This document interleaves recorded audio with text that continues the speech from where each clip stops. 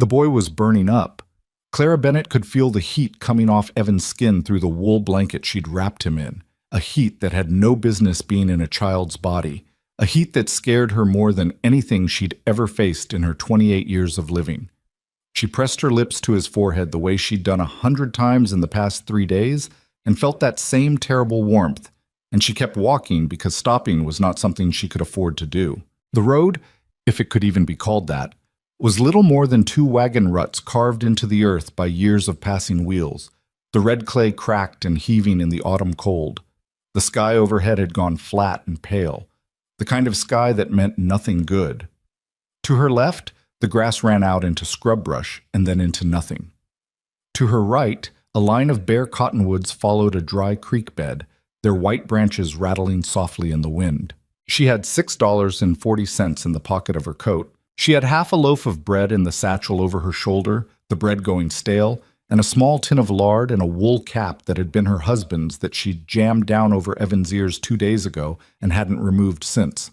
She had a change of clothes for him, and almost nothing for herself. She had a letter from a woman named Dora Hutchins in the town of Caldwell, 40 miles south, a letter that was 4 months old and may or may not still represent a genuine offer of domestic work. That was what she had. What she did not have was Thomas. Thomas had been dead for 11 weeks. She still reached for him sometimes, in the half-second between sleep and waking, and then the awareness of where she was and what had happened to her life settled back down like a stone dropped in still water. He'd gone in 3 days. The fever took him fast, faster than it had taken the others, and by the time the doctor from Morrow County rode out to their homestead and looked at her husband's yellow skin and the red rash climbing his neck, there wasn't much left to discuss. The epidemic had moved through that part of the territory like fire through dry grass, town by town, farm by farm. And then it had come to their place, and it had taken Thomas, and left her standing in the yard on a cold October morning with a 6-year-old boy and a farm she couldn't manage alone, and debts she'd had no idea existed until she started going through Thomas's papers. She'd sold the land in 3 weeks. Took the first offer because there was only one offer. The lawyer in town, a thin man named Ridley, who smelled of pipe tobacco and kept clearing his throat, had explained to her very patiently that the farm had been mortgaged twice over, and that after the debts were settled she would receive a remainder that was, in his words, modest.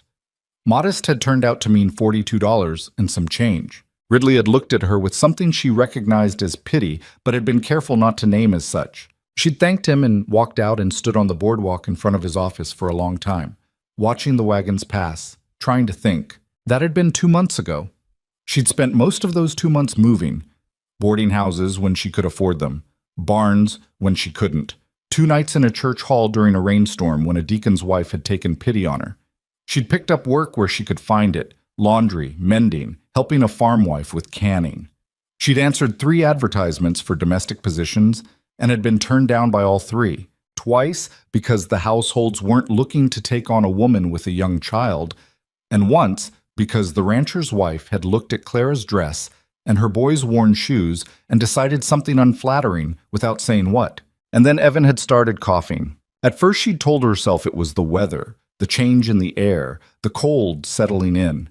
She'd told herself that and believed it for about 2 days before the cough turned wet and the fever climbed and he stopped eating. She tried to get him into a doctor in the town of Harlan's Cross, a decent-sized settlement she'd been moving through, but the doctor's office had a sign in the window that said the physician was out on a farm call and wouldn't be back until Thursday. It was Tuesday. She'd sat in the waiting room for 2 hours, Evan limp and heavy in her lap, until a woman came in and asked if they were patients, and when Clara explained the situation, the woman had looked at the boy and then at Clara and suggested gently but firmly that given the recent epidemic, it might be better if Clara didn't wait inside. She'd understood what that meant. She'd left Harlan's Cross before the afternoon was out. She'd asked 3 different people on the road south. If there was a doctor or a midwife or anyone who knew medicine within a day's walk, and 2 of them hadn't known, and one of them had mentioned, almost as an afterthought, that there was a ranch about 8 or 9 miles down the left fork of the road, a place called the Cole Ranch, and that the man who lived there had a reputation for keeping to himself, but that she might try there if she was truly desperate. Clara had been truly desperate since approximately October. She took the left fork. Well, She'd been walking for what she judged was close to 3 hours when she saw the smoke. It was thin and gray, rising from somewhere behind a low ridge of land that was covered in scrub oak and winter grass. She followed the road as it curved around the base of the ridge and came out on the other side, and there it was. A ranch house, low and solid, built from dark timber with a stone chimney from which the smoke rose.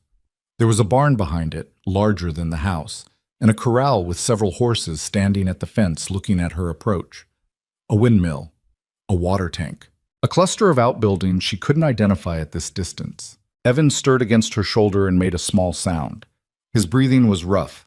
She'd been tracking the quality of his breathing the way a navigator tracks stars. It was how she measured whether things were getting worse or simply bad. Right now, it was somewhere in the middle of those two possibilities, and she didn't want to think about what happened if it crossed to the former. She kept walking. The gate to the property was just two-seater posts with a wire latch. There was no sign, no name, nothing to indicate who lived here or whether they welcomed visitors.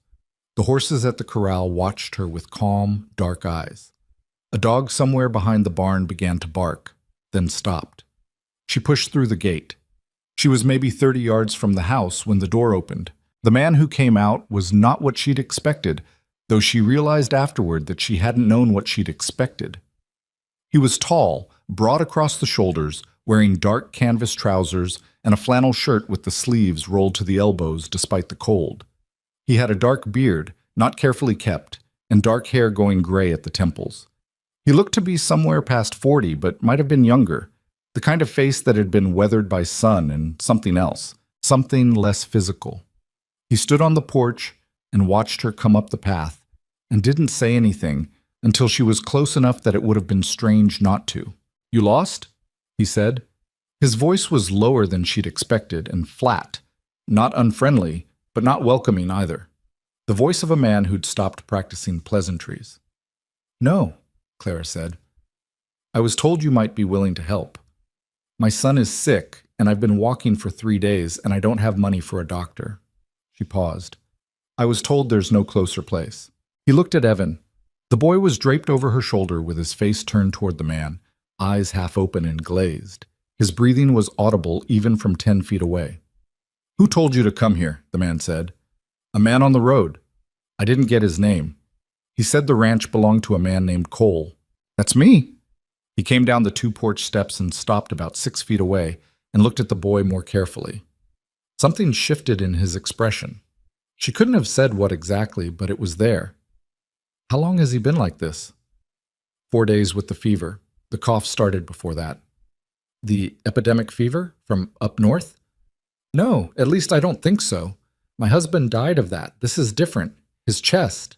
She swallowed. "He can't seem to draw a full breath." Cole stood there for a moment. He looked at her, then at the boy, then back at her. She could see him working something out behind his eyes, some calculation or negotiation with himself. "Come inside," he said finally. He didn't say it warmly. He said it like a man who'd made a decision and was committing to it before he could talk himself out of it. The inside of the house was plain and very clean, which surprised her. She'd expected disorder from a man living alone. But the kitchen was tidy, the floor swept, the dishes stacked neatly on a shelf beside the dry sink. A fire burned in the large stone fireplace at the end of the main room. There was a table with 2 chairs, a rocker near the fire, a sideboard with a lamp on it. The walls were bare except for one thing, a small drawing, a child's drawing by the look of it, tacked to the wood near the window, a house and a tree and 2 stick figures, one large and one small. She looked at it for only a second before she looked away. "Put him on the bed," Cole said, gesturing toward a door at the back of the room. "There's only the one." "I don't want to. I sleep in the barn half the time anyway." He was already moving, pulling a tin off the shelf, filling a pot with water from the bucket on the counter. "Go on." She carried Evan into the back room, which was a small bedroom with a single iron bed and a quilt that looked handmade. She laid him down carefully and tucked the quilt around him. He made a small, exhausted sound and turned his face to the side. His color was wrong, too flushed, the skin around his eyes and mouth looking waxy and thin. "Evan," she said quietly, "you're going to be all right." She didn't know if she believed it. She said it anyway because she didn't have anything else to say to him. She went back out to the main room. Cole was at the fire, and he had a small tin box on the table that he'd opened. He had the look of someone who knew what he was doing, which was more than she could say for herself right now. "I'm not a doctor," he said without looking up. "I know. I've dealt with chest illness before. Animals, mostly. Some people." He glanced up briefly. "What's his name?" "Evan. He's 6. He nodded, as if the name and age were data points he was filing away. "Yours?" "Clara Bennett." He didn't offer his in return, which she supposed was fair since she'd already been told it. He turned back to what he was doing. She watched him measure something from a brown bottle into a small cup. "Sit down," he said. "You look like you're about to fall down." She sat. She hadn't realized until that moment how much of herself she'd been holding together through sheer force of insistence. Sitting in the chair beside the fire, warmth finally reaching her hands and face, she felt the edges of everything she'd been carrying start to press through. Her eyes burned. She pressed her fingers against her eyelids and took 3 slow breaths. She did not cry. She didn't have the energy for it. Cole brought 2 things to the table, the small cup and a bowl of something that smelled like broth. He set the cup nearest her. "For the boy," he said. "Camphor and some other things. Goes on his chest, not in him. I'll show you." He showed her. She went to Evan and applied the mixture the way Cole described, and she could already hear the boy's breathing shift slightly in response. A small loosening. It wasn't a cure. It wasn't even close to a cure. But it was something, and something was what she'd been looking for 4 days. When she came back out, Cole had put the broth in front of the chair she'd been sitting in. "For you," he said. He was sitting at the other end of the table with a cup of coffee, not looking at her. "Thank you," she said. She meant it in a way that went deeper than the words could carry. He shrugged. "Just broth." She stayed up most of the night with Evan. Cole had given her the lamp and gone out to the barn, as he'd said he would, and she sat on the edge of the bed in the small back room and listened to her son breathe and watched the lamplight flicker across the ceiling and thought about the last several months of her life in the way you think about something when your mind is too tired to avoid it. She and Thomas had not been, well, they'd been fine. That was the honest way to say it. They'd been fine. They'd married when she was 23 and he was 28, a sensible match between 2 sensible people, and they'd worked their land and raised Evan and built something that wasn't unhappy. Thomas had been a quiet man, not given to much expression, but steady and responsible and mostly kind. She had loved him in the way you love something you've built your life around, which is a real kind of love, even if it's not the kind you read about. When he died, what she felt most, underneath the grief, was a kind of vertiginous terror, not just at the loss of him, but at the sudden understanding that she had no map for what came next. She'd made her own map. She was still making it. That was what these past months had been, the desperate cartography of a woman trying to find her way back to solid ground. Evan's fever broke around 3 in the morning. She felt it go, the sudden damp chill of his skin replacing the awful dry heat, and she pressed her palm to his forehead and held it there for a long moment before she let herself exhale. He stirred slightly. "Mama," he said, his voice small and hoarse. "I'm here," she said. "Go back to sleep." He did. His breathing was easier. She sat there until the lamp burned low, and then she put her head down on the edge of the bed next to his hand and slept for a few hours, the first real sleep she'd had in a week. In the morning, Garrett Cole found her asleep that way when he knocked at the back door and, getting no answer, pushed it open a few inches to check on the boy. He stood in the doorway for a moment, looking at the woman with her head on the edge of his bed and the boy sleeping more normally now, not that terrible labored sleep of the night before. The woman's coat was still on, the satchel still over her shoulder where it had slid while she slept. Her hair, dark brown and plain, had come mostly loose from whatever she'd pinned it up with. There were lines of exhaustion on her face that a night's sleep hadn't touched. He pulled the door mostly closed and went back to the kitchen and put the coffee on. He wasn't a man given to extended reflection on his own motives. When he thought about why he'd told her to come inside, this stranger with her sick boy and her $6, he'd gathered it was something like that from the way she'd talked. He didn't arrive at anything particularly noble. He'd looked at the boy, at the sound coming from the boy's chest, and known that a child left without treatment in that condition might not make it through another night in the cold. That was all. He hadn't opened his door because he was a generous man. He'd opened it because he wasn't the kind of man who could close it. There was a difference, and he understood it even if he couldn't always articulate it. He'd lived alone on this ranch for 2 years and some months. Before that, he'd lived here with his wife, Sarah, and their son, James, who would have been 8 years old now. The epidemic, a different one, further east 4 years ago, had not discriminated between the worthy and the unworthy, between the people who deserved to be spared and the people who didn't. It had taken Sarah in a week and James 3 days after that, and Garrett had sat in this house alone for a long time afterward, sitting in the rocker by the fire and not particularly caring whether he got up again. He had gotten up again. That was the sum of his recovery, if you could call it that. He got up. He kept the ranch running, he kept the horses, sold some cattle, maintained the fence lines. He had a hired hand named Abe who came out 2 days a week and didn't talk much, which suited Garrett. He went to town when he had to and came back as soon as he could.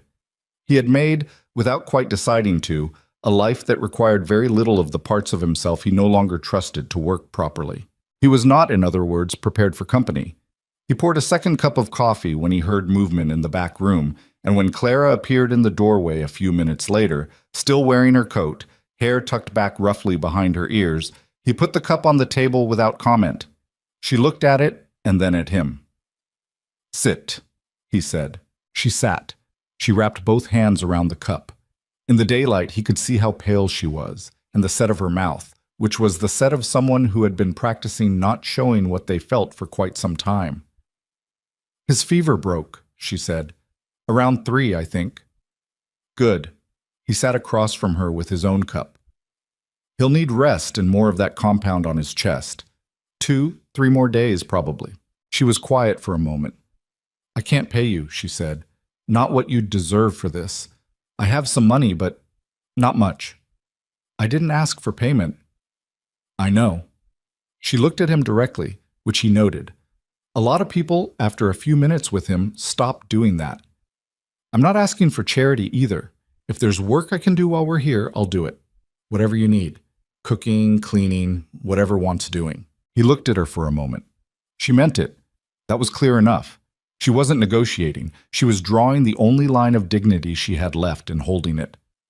"Can you cook?" he said. "Well enough.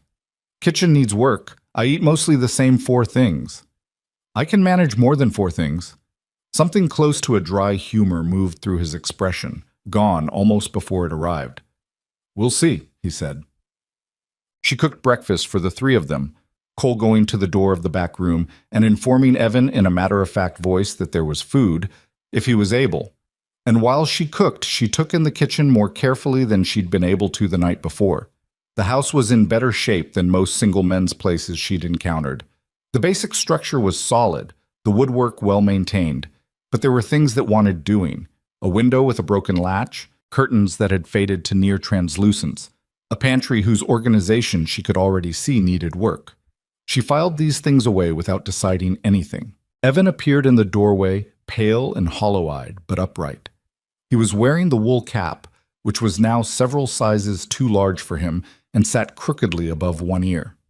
He looked at Cole with the frank, unself-conscious appraisal that 6-year-olds were capable of. Cole looked back at him. "You're big," Evan said. "Evan?" Clara said. "I'm just saying." "It's fine," Cole said. He was leaning against the wall near the fire, watching the boy with an expression that Clara couldn't quite read. "You hungry?" Evan nodded. "Then sit down." They ate. Cole ate fast and without conversation, the way a man eats who's used to eating alone and hasn't retrained himself. Evan ate slowly, picking at his food with the diminished appetite of someone still fighting illness, but he ate, which was more than he'd done for the past 2 days. Clara ate everything on her plate and felt slightly guilty about how good it tasted, eggs and salt pork and biscuits that were honestly better than what she'd have made, and realized it was the first full meal she'd had since before Harlan's Cross. "What do you need done first?" she said when the plates were cleared. Cole looked at her. "You don't have to start today." "I want to." He thought about it. "Window latch in the west wall's been broken since summer. Wood's warped. I've been meaning to get to it." "I can try the latch. I'll need tools." He showed her where the tools were, a proper cabinet of them in the barn, organized neatly, which told her something about him. She spent the morning working on the window latch while Cole went out to manage whatever it was that needed managing on a working cattle ranch in November, and Evan sat wrapped in the quilt in the rocker by the fire and slept on and off and watched her work when he was awake. "Is that man going to let us stay?" Evan asked at one point, his voice still raspy. "For a little while," Clara said, "while you get better." "He's not mean," Evan said, as if this required commentary. "He seems mean, but he's not." "Evan, I'm just saying." He pulled the quilt tighter around himself. "He gave me extra biscuit, and he thought I was asleep." Clara paused, chisel in hand, and looked at her son. "Did he?"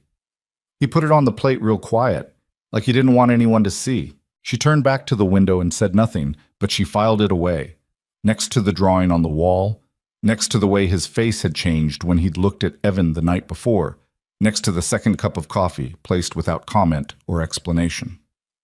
3 days turned into a week. The week turned into 2. She wasn't sure exactly when it stopped being a temporary arrangement and started being something with less clear edges. There was no single conversation, no negotiation. Cole simply continued to not tell her to leave, and she continued to work, and Evan continued to recover. And one morning she went to start breakfast and found Cole had already lit the fire and had the coffee on, and it didn't feel strange, which was the thing she noticed, that it didn't feel strange. Evan, for his part, had attached himself to Cole with the direct, uncomplicated affection of a child who needed something to hold on to. He followed the man around when he was allowed to, asking questions in the persistent, methodical way of children who genuinely want to understand things, and Cole, this surprised her, answered them. Not with excessive warmth, not in the way of a man performing fatherliness, but in the way of someone who took questions seriously. He showed the boy how the windmill worked. He explained the difference between the horse breeds in the corral. He spent 20 minutes one afternoon demonstrating how to properly coil a rope, correcting Evan's grip 3 times until the boy got it right, and then said, "There," with a blunt satisfaction that made Evan beam like he'd been handed a prize. She watched this from a distance, these small exchanges, and felt something she wasn't prepared to examine too closely. She'd fixed the window latch on the 3rd day. After that, she'd reorganized the pantry, worked through the laundry that had been accumulating in the back room, repaired a tear in the curtains with thread she'd found in a basket on the sideboard, and made her way through enough cleaning that the house had a different quality to it when you walked in. Not cleaner exactly, Cole kept things clean, but more inhabited, in the way a space feels when someone has actually lived in it with attention. Cole had said nothing about any of this. He ate what she cooked, which was more varied than his previous 4 things, and he paid her. When she'd discovered he'd left coins on the kitchen table one morning and argued with him about it, he'd said flatly that he'd said he needed work done, and he intended to pay for it. She'd stopped arguing. She was writing to Dora Hutchins in Caldwell, explaining that she'd been delayed. She didn't know exactly what she was delaying toward or away from. She told herself she was staying until Evan was fully recovered, until the weather improved, until she had a clear sense of where she was going. These were all true reasons. She wasn't sure they were the only reasons. The trouble started on a Tuesday, which was when Abe came by. Abe was Cole's hired hand, a lean, weather-beaten man of about 50 who arrived with his mule on Tuesday and Thursday mornings and departed before noon. He looked at Clara the first time he saw her in the kitchen with a particular expression, not hostile but speculative, the expression of a man who is doing arithmetic. He was polite. He said good morning and thank you when she poured him coffee and didn't push for information. But she knew the expression. She'd been seeing versions of it her whole life, the expression of someone calculating what a woman's presence in a man's house signified and whether it was the kind of thing that bore discussion. She knew it would travel. That was the nature of things. Abe would mention it to someone, not maliciously, maybe, and that someone would mention it to another, and by the time the information reached the nearest town, which was a place called Millhaven, some 7 miles east, it would have accumulated the usual distortions. She raised it with Cole on a Wednesday evening when Evan was asleep. She'd been trying to decide whether to for several days and concluded it was the kind of thing that wanted saying. "Abe will have mentioned me," she said. They were sitting at opposite ends of the table. Cole was going through some papers, ranch accounts or something of that nature, and she had her hands around her coffee cup. "In town." Cole looked up. "I'm a widow living in your house," she said, unaccompanied. People will draw their own conclusions. People can think what they want, Cole said. He said it without heat, as if this genuinely did not concern him. I know, but I care about what it means for Evan. She set down her cup. If I'm looking for work, proper work, a household position, it matters what people say about me. Cole was quiet for a moment. He looked back down at his papers, then up again. I hadn't thought about that, he said, and she believed him. He was not a man who spent much time thinking about what other people thought. I'm not asking you to do anything, she said. I just wanted you to know I was thinking about it. He nodded. All right. He looked at her for a moment, and there was something in it. She didn't know what. Something considering. Do you have somewhere to go? A firm offer. Not firm. The letter in Caldwell is 4 months old. She paused. I don't know what I'm going to do yet. He nodded again as if this were a satisfactory answer and went back to his papers. She sat there a little longer, warming her hands on the cup, listening to the wind work at the corners of the house. The letter arrived on the last Friday of November, delivered by a rider from Millhaven who'd been asked to bring out whatever accumulated mail was at the post office. Clara didn't know anyone was writing to her. The only person who knew where she was, beyond the people in Harlan's Cross who might have noted her direction, was the woman in Caldwell, and she hadn't expected a response to her own letter that quickly. She stood in the kitchen with the envelope in her hands and felt an unspecific dread before she'd even opened it, the kind of dread you feel when you recognize someone's handwriting and remember what that someone represents in your life. The handwriting was Marcus Bennett's. She'd known Thomas's cousin existed the way you know about things that don't directly concern you, abstractly and without much detail. Marcus was from the eastern branch of the family, from money that Thomas's side of the family had never quite reached.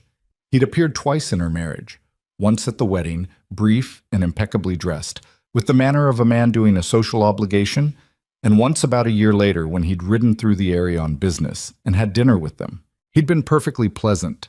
He'd also spent most of the dinner looking at Evan with an interest that Clara had noticed and filed away under the category of things she didn't know what to do with.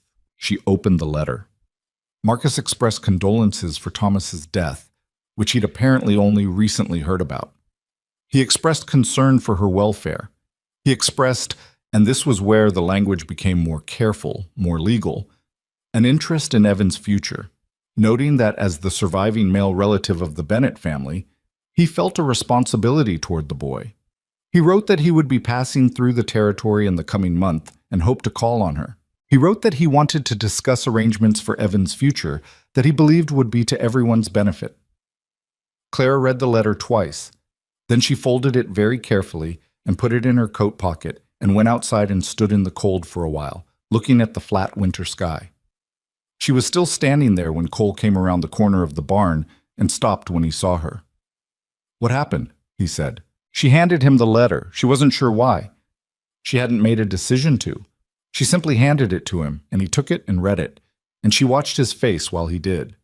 His face did not change much, but there was a stillness that came over him, the kind of stillness that is the opposite of blankness, the stillness of someone who has understood something and is deciding what to do with that understanding. He handed it back to her. What do you know about him? Cole said. Not much. He's wealthy. He was always polite. She paused. He looked at Evan in a way I didn't like. What kind of way? She tried to find the words for it. Like he was calculating something, not like he was fond of him, like he was assessing him. Cole was quiet. I don't know what he wants, she said. The letter says his interest is Evan's welfare, but the letter also says he's coming whether I write back or not.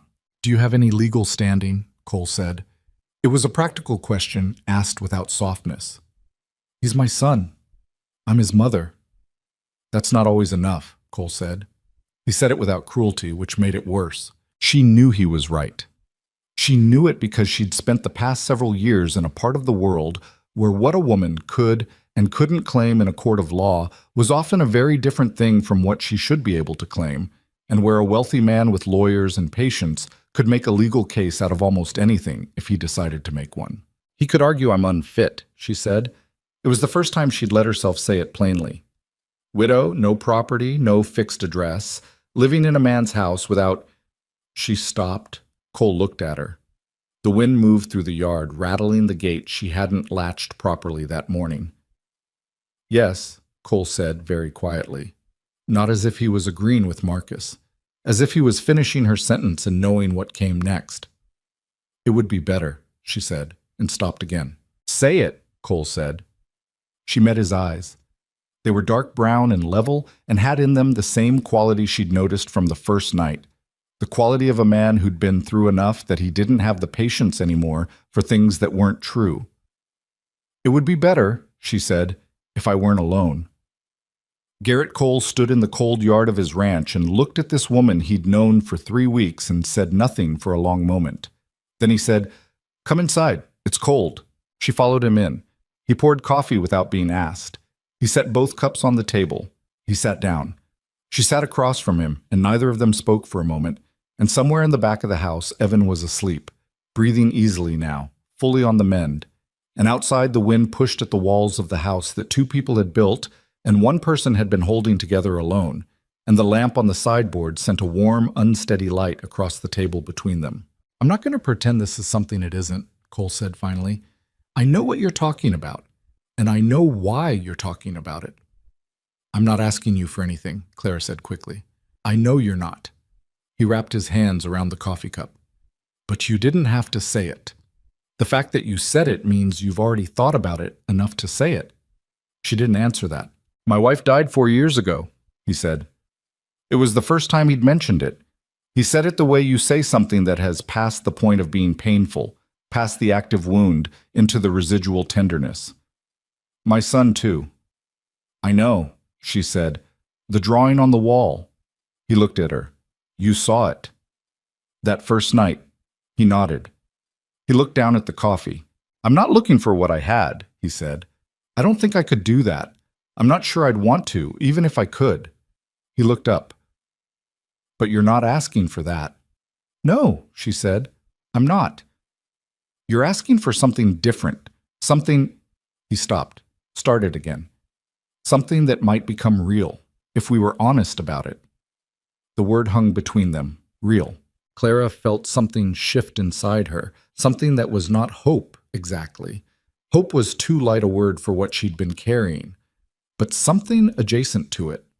Something that had to do with the recognition of 2 people who had both stopped pretending that the shape of a life could be determined in advance, who had learned instead to make decisions in the terrain they were actually standing in, not the terrain they'd imagined they'd be standing in by now.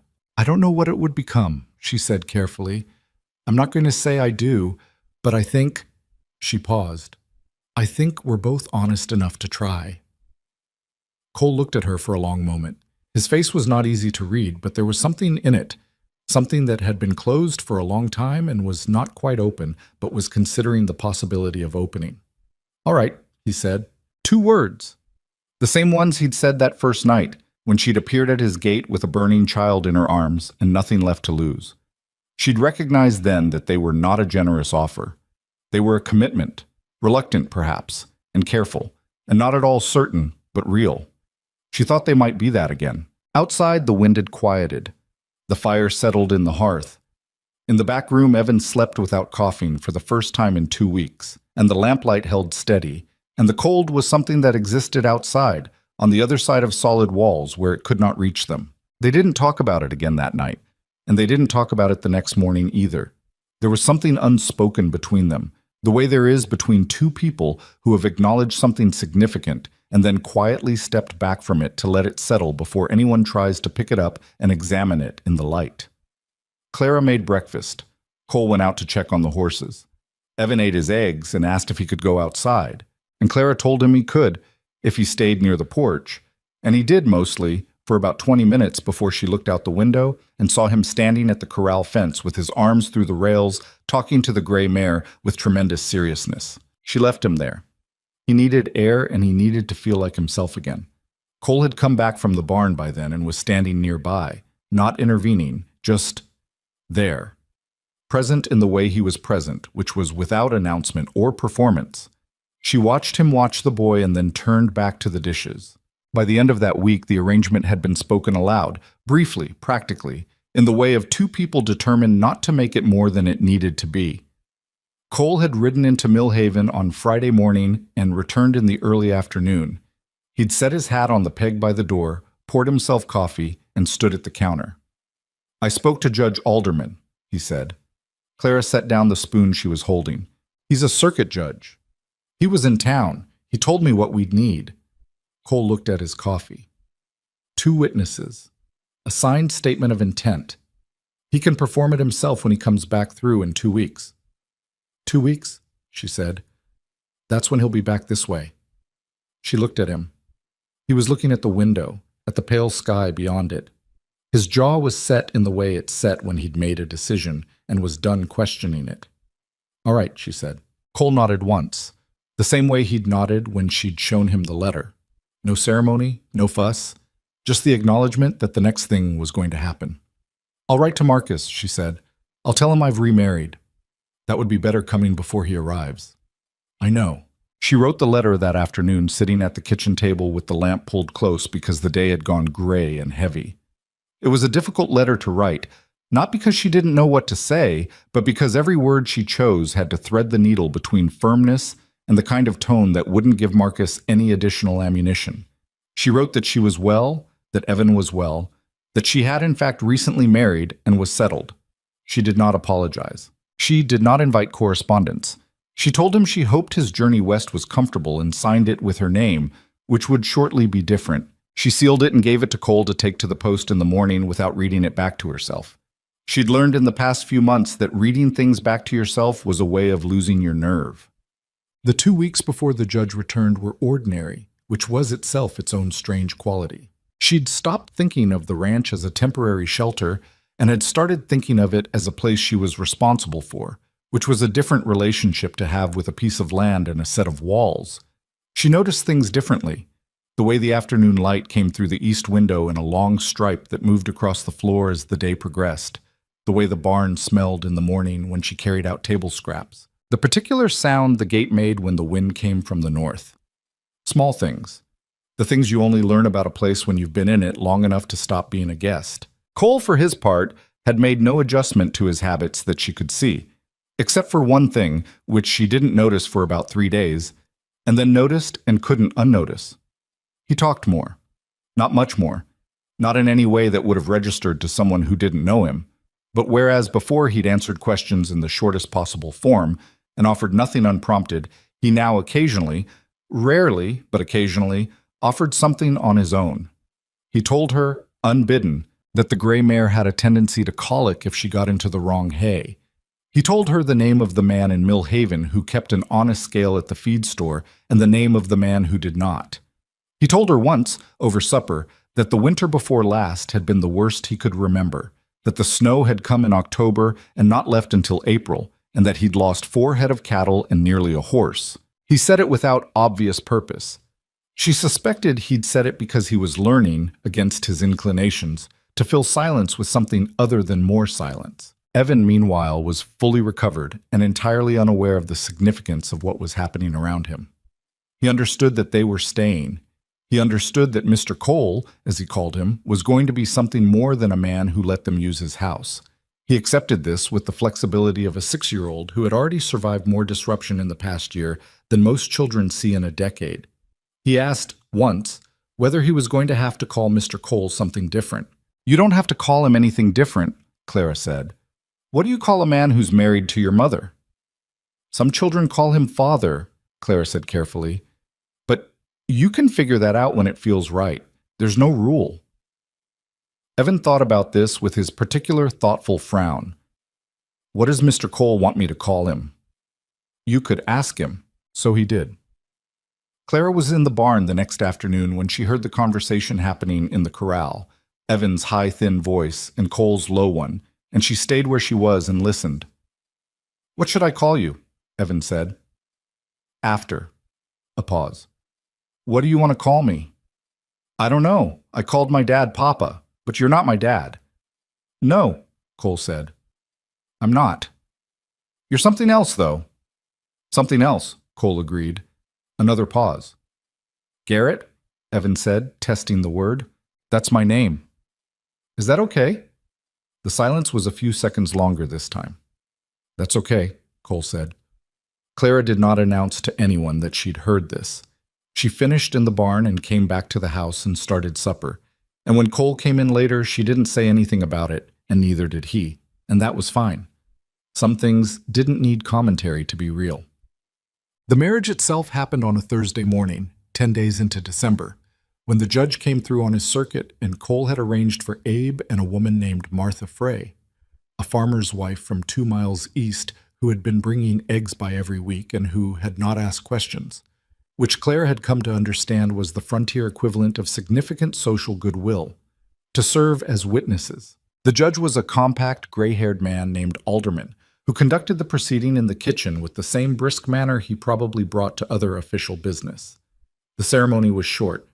Cole stood in his good shirt. She'd washed it the day before without mentioning why, and he'd put it on without mentioning why. And Clara stood next to him in the least worn dress she owned, which wasn't saying much, and Evan stood slightly behind and to the left of them, watching with intense concentration. When the judge asked if they took each other, they both said they did. Their voices were steady. Clara noticed this afterward, that neither of them had wavered, and she wasn't sure what it meant about them except perhaps that they were both people who committed to things they decided to do. The judge signed the paper. Abe signed it. Martha signed it, pressed Clara's hand briefly and warmly, and said she was glad. They had coffee. The judge left to continue his circuit. Abe went back to whatever Abe had been doing. Martha stayed a few minutes longer. She was a broad, practical woman who moved through the world with the efficiency of someone who'd never had time to waste on the inessential. She refilled her own coffee without being asked. "Town's going to talk," she said, not unkindly. "I know," Clara said. "People here have been watching Garrett's land for 2 years. There are 2 or 3 families who had ideas about it." She set down her cup. "They'll say things. I want you to be prepared." "What kinds of things?" Martha looked at her steadily. "That you came here on purpose, that you planned it, that you're after the land." She paused. "That you're not what a decent woman ought to be." Clara held her gaze. "And what will you say?" Martha picked up her coat from the back of the chair. "I'll say I've seen the way you've kept this house and raised that boy, and that's enough for me." She pulled the coat on. "I'll say that in whatever company sees fit to discuss it." After she left, the house was quiet. Cole was back outside. Evan had disappeared toward the barn. Clara stood in the kitchen with the signed paper on the table in front of her and looked at it for a moment. Clara Cole, she thought. The name sat in her mind with a strange weight that was neither good nor bad. It was just new, and new things took time to become familiar. She folded the paper carefully and put it in the inside pocket of her coat, next to Marcus's letter. The gossip arrived before Marcus did, which was almost predictable. It came in the form of a woman named Vera Hollis, the wife of a merchant in Millhaven, who appeared at the ranch on a Tuesday afternoon with a covered dish and the expression of someone delivering goodwill that was mostly reconnaissance.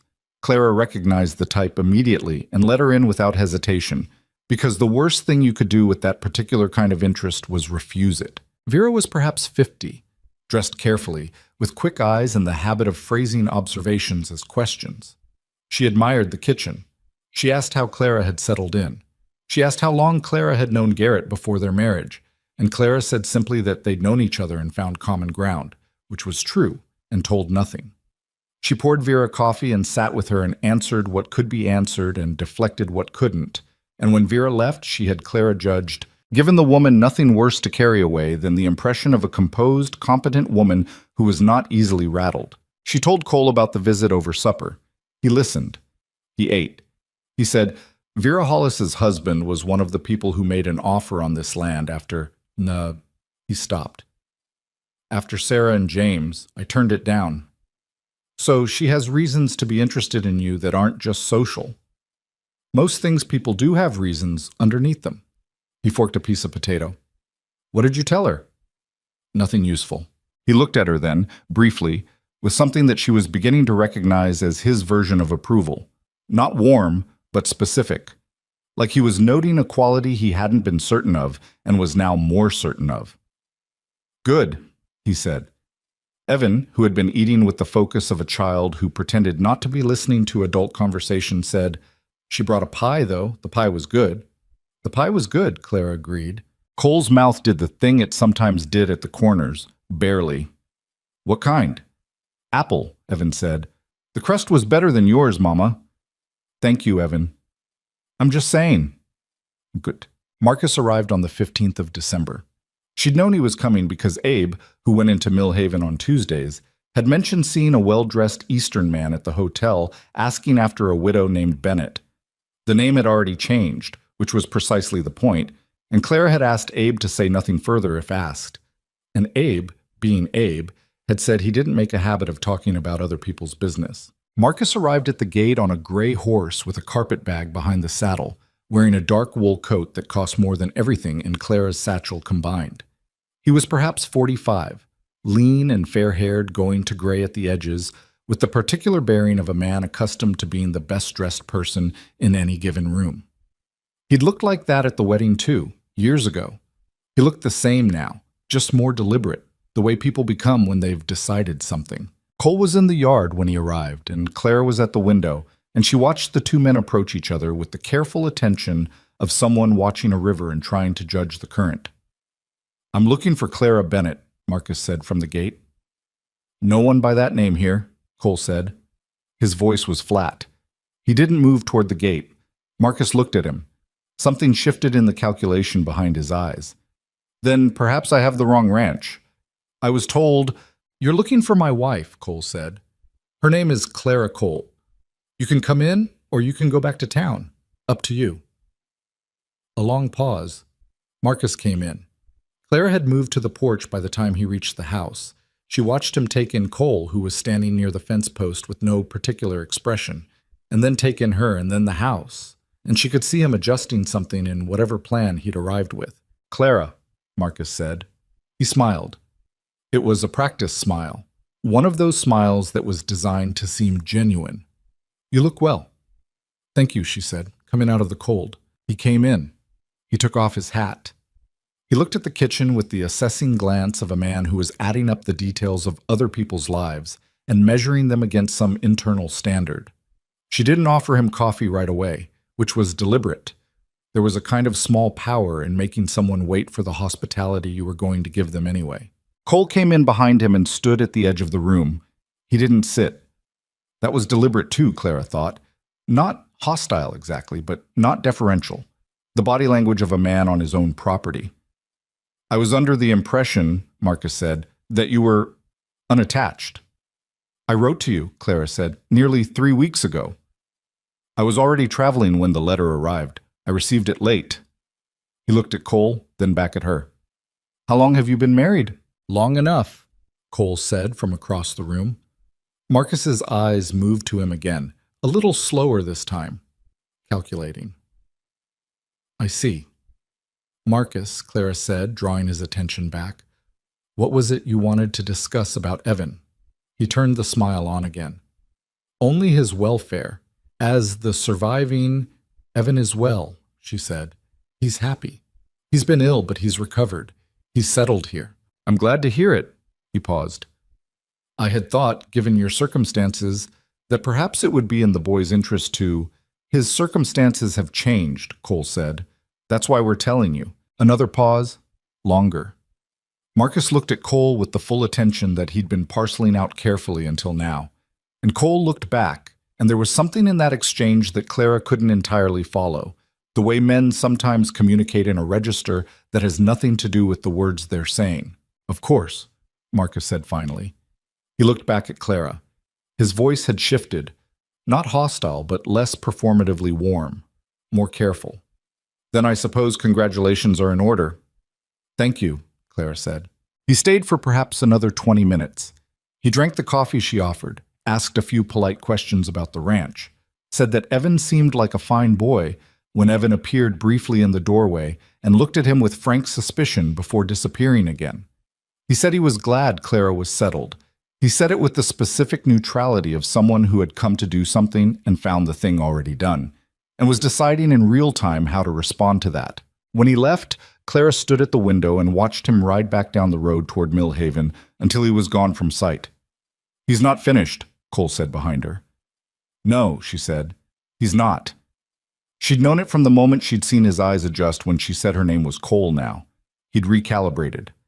Whatever he'd planned to do, Finding her remarried had made it more complicated, but not impossible, and she'd seen him understand that in the set of his jaw beneath the careful smile. She turned away from the window. "He'll look into it," she said. "He'll find out how long we've been married. He'll talk to people in town." "Let him," Cole said. "It might not be enough, Garrett." She said his name and noticed that she'd been doing that more, using it rather than avoiding it. The timing of the marriage. People like Marcus can turn timing into motive when they want to. "What do you want to do?" he said. She looked at him. Not at the question, but at the man asking it. This closed, careful, unexpectedly steady man who had opened his door when he didn't have to, and who had stood at a gate and said "my wife" without flinching. "I want to be ready," she said. "Whatever he tries, I want to be ready." Cole nodded. "Then we will be." Outside, the sky had gone the particular deep gray of coming snow. Evan was at the barn door, peeking out at the empty road, and then he turned and came back toward the house at a trot, his breath making small white clouds in the cold air. He pushed through the door and looked at his mother, and then at Cole. "Is that man coming back?" he said. "Maybe," Clara said. Evan considered this with his serious 6-year-old gravity. "I don't like him," he said. "He looked at me like I was something he was going to buy." Neither Cole nor Clara said anything to that. There wasn't anything to say because the boy had seen it exactly right. The first snow came that night, soft and steady, covering the road and the yard and the roof of the barn. And in the morning, the ranch looked like something smoothed clean, a white-over of all its ordinary roughness. And Clara stood at the kitchen window with her coffee and looked at it and felt something she didn't name right away. Something that had to do with the fact that she'd made a decision and was still standing, and that the house was warm, and that her son was asleep in the next room, and that the man she'd married was somewhere outside doing the things that needed doing. It wasn't contentment. It was too early for that, and she was too careful a person to call it that. But it was something close to steadiness, the sense of ground underfoot where there had been none. That was enough. For now. That was more than enough. January came in hard. The snow that had fallen soft and quiet on the night of Marcus's visit had been only the beginning. By the first week of the new year, the road to Millhaven was buried past the wheel hubs, and the temperature at night dropped low enough that the water in the kitchen bucket had a thin skin of ice on it by morning. Cole banked the fires before he went to sleep and checked them first thing before dawn. And Clara had started keeping a kettle near the hearth all day, so there was always something warm within reach. It was the kind of cold that simplified things. When survival required a certain level of daily attention, wood to split, animals to feed, pipes to keep from freezing, there wasn't much mental space left over for the larger anxieties. Clara found this almost a relief. She'd spent too many weeks inside her own head, turning the situation with Marcus over and looking at it from all its angles. And the plain physical demands of a ranch in deep winter gave her somewhere else to put her attention. Marcus had not returned. He had not written. This was not the same thing as him being finished, and she knew it, but his silence had a different quality than she'd expected. Less like retreat, and more like someone taking time to arrange their position. She thought about it sometimes, late at night when the house had gone quiet and the fire was burning low. She thought about what he'd looked at when he'd sat in this kitchen, the signed marriage certificate she hadn't shown him, but which he'd know existed. The boy, the ranch, the man she'd married. She thought about what he'd been calculating behind that careful smile. She didn't talk about it with Cole every day. There was a way in which talking about it too much would have worn grooves in both of them, and she was practical enough to know that. They'd established, without discussing it, a kind of shared watchfulness. The way two people who live in the same house in an uncertain situation develop a shared peripheral vision for things that might be coming. What she hadn't expected was how much else there would be to notice. Cole woke up with nightmares. She'd known it for a while before she acknowledged knowing it, the way you know things that are inconvenient to know. The walls between rooms in the ranch house were solid enough but not thick enough to entirely swallow sound, and twice in the first weeks she'd heard him, not crying out exactly, more a sudden rough waking, the sound of a man who'd surfaced fast from somewhere he didn't want to be.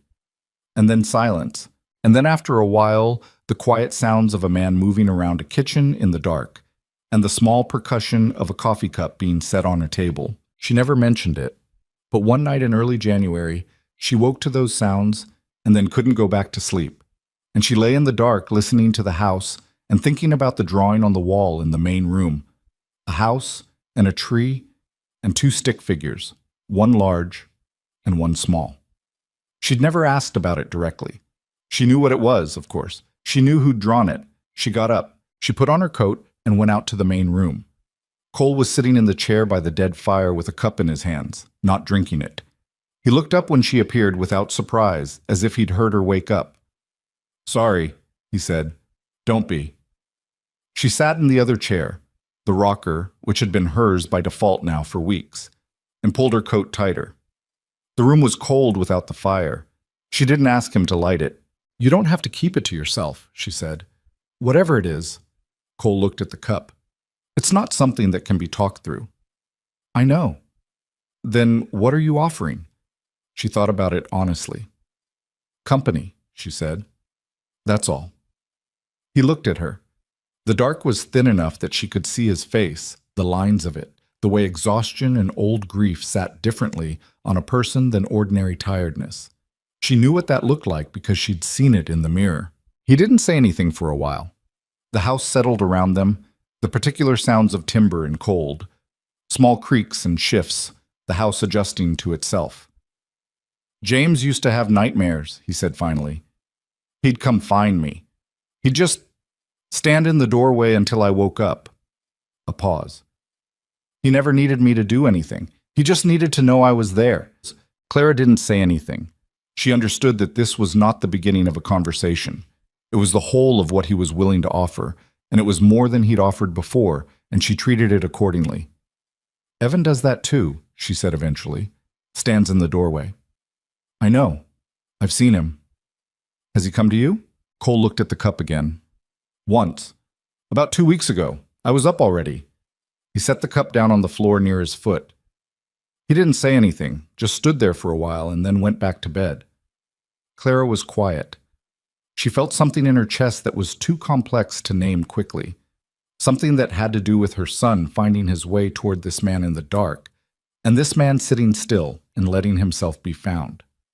"You didn't tell me," she said. "It didn't seem like mine to tell." He looked at her. "It was between him and me." That was, she thought, exactly the right thing to say, which was not something she'd expected from him, even now, even after everything. She stayed in the chair until the cold got too sharp, and then went back to bed, and in the morning nobody mentioned it, and that was right too. It was Martha Frey who told her about the talk in town. Martha came on a Wednesday in the third week of January, navigating the cleared path from the road on her big, steady farm horse, carrying a basket and the look of a woman with something to say. Clara had the coffee on before Martha was through the door. "Sit," Clara said. Martha sat. She took off her mittens and held the coffee cup the way people hold hot things in winter, with both hands in genuine appreciation. She didn't open with it immediately, which meant it was something she'd been turning over on the ride out. "Vera Hollis has been talking," Martha said. Clara poured her own cup and sat across from her. "What has she been saying?" "That you came here on purpose. That you'd heard Garrett had land and no wife, and you found a way to get yourself through his door." Martha looked at her steadily. "She's saying the marriage was arranged to get around a custody matter, that it's not real." "What does not real mean to Vera Hollis?" "It means what it sounds like." Martha paused. "She's been saying you and Garrett aren't, that you have an arrangement of convenience, not a proper marriage." Clara held the cup. She looked at the table. The word arrangement sat between them with uncomfortable accuracy, and she was aware, for the first time in a while, of the distance between what was true and what was entirely true. "Who else is saying it?" she said. "Frank Dillard's wife, some others." Martha set down her cup. "Clara, the man who's been asking around about you, the Eastern man, the one who came here, Marcus Bennett. He's still in Millhaven. He hasn't left." Clara looked up. "He's been at the hotel for 3 weeks, Martha said. "He had a meeting with a man named Holt 2 weeks ago. Holt's a land attorney out of the county seat." The information settled into Clara's understanding with the specific weight of something she'd been bracing for without knowing exactly what shape it would take. Not custody, then. Or not only custody. Something with the land in it, too. She stood up and went to the door of the barn passage and called for Cole. He came in still wearing his work coat, stamping snow off his boots, reading her face before he'd even fully stepped inside. She told him what Martha had said. She watched him go still in that particular way he had. Not shock exactly, more like a closing in, a man pulling his perimeter tight. He looked at Martha. Holt? That's the name I heard. He's filed suits before, Cole said.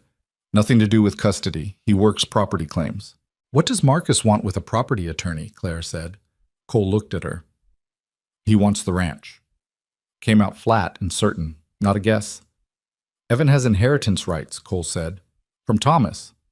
Which means anything Thomas stood to inherit from the family line passes to Evan, held in trust until he comes of age. If Marcus can establish himself as Evan's guardian, he controls that trust. There's no inheritance, Clara said. Thomas had nothing when he died. We sold the farm to pay debts. Marcus may know something you don't, Cole said, or he may be creating a legal pretext that has nothing to do with what's actually in the estate. Something that looks like a custody case, but is really a land claim through the boy. Martha, who had been listening without interrupting, said quietly, Then it's not just about Evan. No, Cole said, it never was. Clara thought about the look on Marcus's face when he'd sat in this kitchen, the way his eyes had moved around the room, taking in the house, the land through the window, the child who stood to inherit from a family line that connected to property somewhere that Marcus understood better than she did. She thought about the way he'd adjusted when he found her remarried, not retreating but recalibrating, and she understood now what the recalibration had been for. He's going to file something, she said. Probably, Cole said. We need a lawyer. I know. He pulled off his work coat and hung it. There's a man in Calder, 2 towns east, Dan Prescott. He's handled property disputes before and he's honest. Can we afford him? The question was direct and she'd asked it directly because this was the kind of thing that wanted plain speaking between them. Cole looked at her with that level look. I'll manage it, he said. She rode with Cole to Calder on a Thursday when the road had cleared enough for the wagon. Evan stayed with Martha, who had offered without being asked, which was the kind of person Martha was. Dan Prescott's office was above a dry goods store, a small, warm room crowded with papers and smelling of leather and ink. Prescott himself was a compact man of perhaps 55 with wire-rimmed spectacles and the manner of someone who listened before he spoke and meant what he said when he did. He heard everything they laid out. The letter from Marcus, the visit, Martha's information about Holt, the timing of the marriage, the question of any Bennett family inheritance, and he asked questions that were specific and pointed and wrote things down in a small leather notebook. When they'd finished, he sat back. The custody argument is weak if the marriage is solid, he said. A sitting judge in a domestic matter is going to look at the child's situation first. Evan is healthy, settled, with a mother and a stepfather and a stable home. That's a strong position. Marcus will challenge the marriage, Clara said. He'll argue timing. He can argue it. Timing is an illegality. People marry quickly on the frontier for all kinds of reasons. Prescott looked at her over his spectacles. The question is whether your marriage presents as genuine to a judge. There was a beat of silence. Clara felt Cole shift slightly beside her, not away from her, not toward her, just a small adjustment, a recognition that the question had landed. What does genuine look like in court? Cole said. Shared life, common household, evidence of mutual investment in the property, in the child, witnesses who can speak to the relationship's character. Prescott tapped his pen on the notebook. People who've observed you together. Martha Frey? Clara said. Abe Warren. Good. Anyone from Millhaven who isn't already aligned with the gossip. Judge Alderman performed the ceremony, Cole said. Prescott looked up at that. You had a circuit judge perform it? He came through. It was the practical option. That's useful. Alderman is well regarded. Prescott made a note. What about the property claim? If Marcus is using Holt, he's going to argue some form of inheritance right through the boy. What do you know about the Bennett family assets? Nothing beyond what Thomas told me, Clara said. He didn't discuss his family much. He said they were Eastern, that there had been money generations back that had come down considerably. I'll have to do some research on the Bennett line, Prescott said. If there's a legitimate inheritance that changes the complexity of this. If Marcus is fabricating one, that's a different problem, but also an easier one to defeat. He looked at them both. Either way, this is going to hearing. You should prepare for that. On the ride home, they didn't talk much. The road ran through bare-branched oak and cottonwood, the sky a pale winter blue, the light thin and cold. The horses moved at a steady pace. Clara sat with her hands in her lap and looked at the road ahead. He said the marriage needs to present as genuine, she said at some point. She said it to the road rather than to Cole. I heard him. What does that mean to you? Cole took a moment. He wasn't a man who filled pauses carelessly. It means we need to be what we already are, he said, more visibly. She looked at him. We share a house, he said. We share the work of this place. We're raising that boy together, whether or not either of us set out to do that. He kept his eyes on the road. That's not nothing. Prescott said genuine. I think that's genuine enough. She thought about that, about the nightmares and the coffee cups and the story about James standing in the doorway, and about Evan calling him Garrett with careful seriousness, and about the way Cole put extra biscuit on a sleeping boy's plate and didn't want anyone to see. I think so too, she said. He didn't say anything else, but she saw, from the corner of her eye, the faint shift at the corner of his mouth.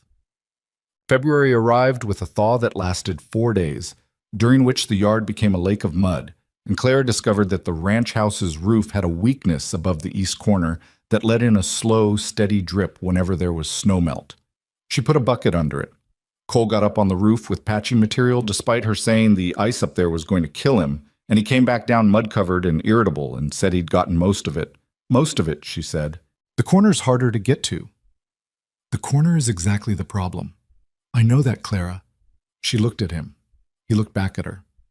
They were standing in the kitchen with mud tracked across the floor she'd swept that morning and the bucket catching slow drips in the corner, and both of them slightly sharper-tongued than the moment warranted.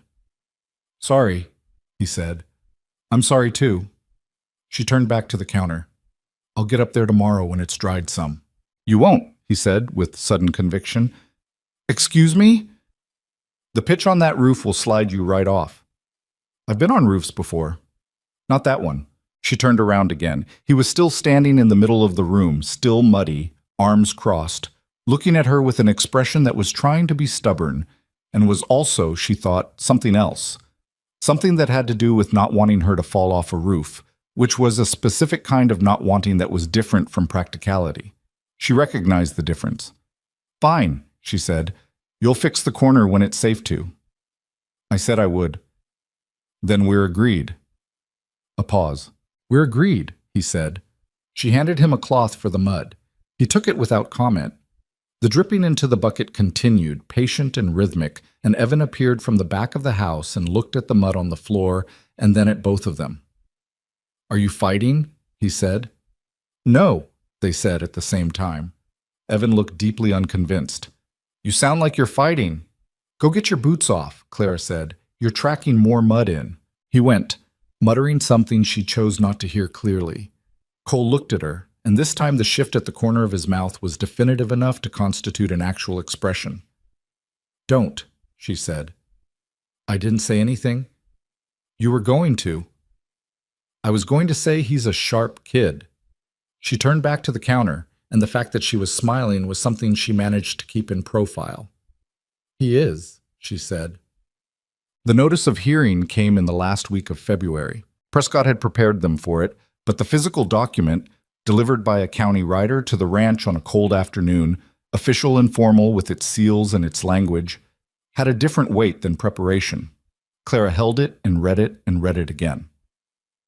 Marcus Bennett, in the capacity of surviving male relative, was petitioning for custodial guardianship of Evan Thomas Bennett, minor, on the grounds of the mother's instability of circumstance and the questionable legitimacy of her recent marital arrangement. Questionable legitimacy. She folded the document. Cole was watching her from across the room. She put the paper on the table and pressed her hands flat against it. All right, she said. All right, he said back. It was the same 2 words. They'd said them to each other at the beginning of this, when the thing between them had been nothing but a decision and a shared understanding that the decision was necessary. Now they said them again, and the words meant the same thing and something more, the way the same words can accumulate meaning over time without anyone deciding that they should. She looked at him across the table, this man she'd been married to for 2 months, this man she'd come to in desperation, and who had let her stay and who had, without ceremony or announcement, become someone she relied on in ways she hadn't fully tracked until this moment. "We're going to win," she said. He didn't say, of course, or don't worry, or any of the things people said when they were filling silence with reassurance. He said, "We're going to fight. That's the part we control." That was enough. That was more than enough. Evan found them that evening sitting at the table with papers between them and the lamp pulled close, and he stood in the doorway the way he did when he was reading a room. "Is it the man?" he said. "Marcus?" Clara looked up. "Yes." "Is he going to try to take me away?" She held her son's gaze and answered him the way she'd decided early on that she was going to answer him. Not with false comfort, but with truth shaped to what a 6-year-old could carry. "He's going to try," she said, "and we're going to stop him." Evan looked at Cole. "Both of you?" "Both of us," Cole said. The boy stood in the doorway for another moment, processing this with his particular gravity. Then he came into the room, pulled the third chair out from where it lived against the wall, and sat down at the table with them. He didn't ask what the papers said. He didn't ask what was going to happen. He just sat there, in the lamplight, with the two of them, present and solid, a 6-year-old planting his small self in the middle of the fight, as if his being there was a contribution. Maybe it was. Clara reached over and rested her hand on the top of his head, briefly, the way you touch something you're afraid of losing. He leaned into it slightly, then straightened up, trying for the dignity he always wanted to project. Outside, the last of the February light bled out of the sky, and the cold settled hard over the ranch, and inside the lamp held steady, and the papers were spread on the table, and none of them were ready for what was coming. But they were together, which was the only kind of ready that had ever mattered. Prescott came to the ranch the week before the hearing. He rode out on a Tuesday afternoon when the March sky was doing what March skies do in that part of the territory, threatening everything and delivering nothing conclusive. And he sat at the kitchen table with his leather notebook and went through what they would face with the methodical patience of a man who believed in preparation, the way other men believed in luck. "Holt is good," Prescott said. He didn't soften it. "He knows how to work a courtroom, and he knows how to work a judge. He's going to come at 3 things: the speed of the marriage, the circumstances of your arrival here, and the question of Evan's inheritance."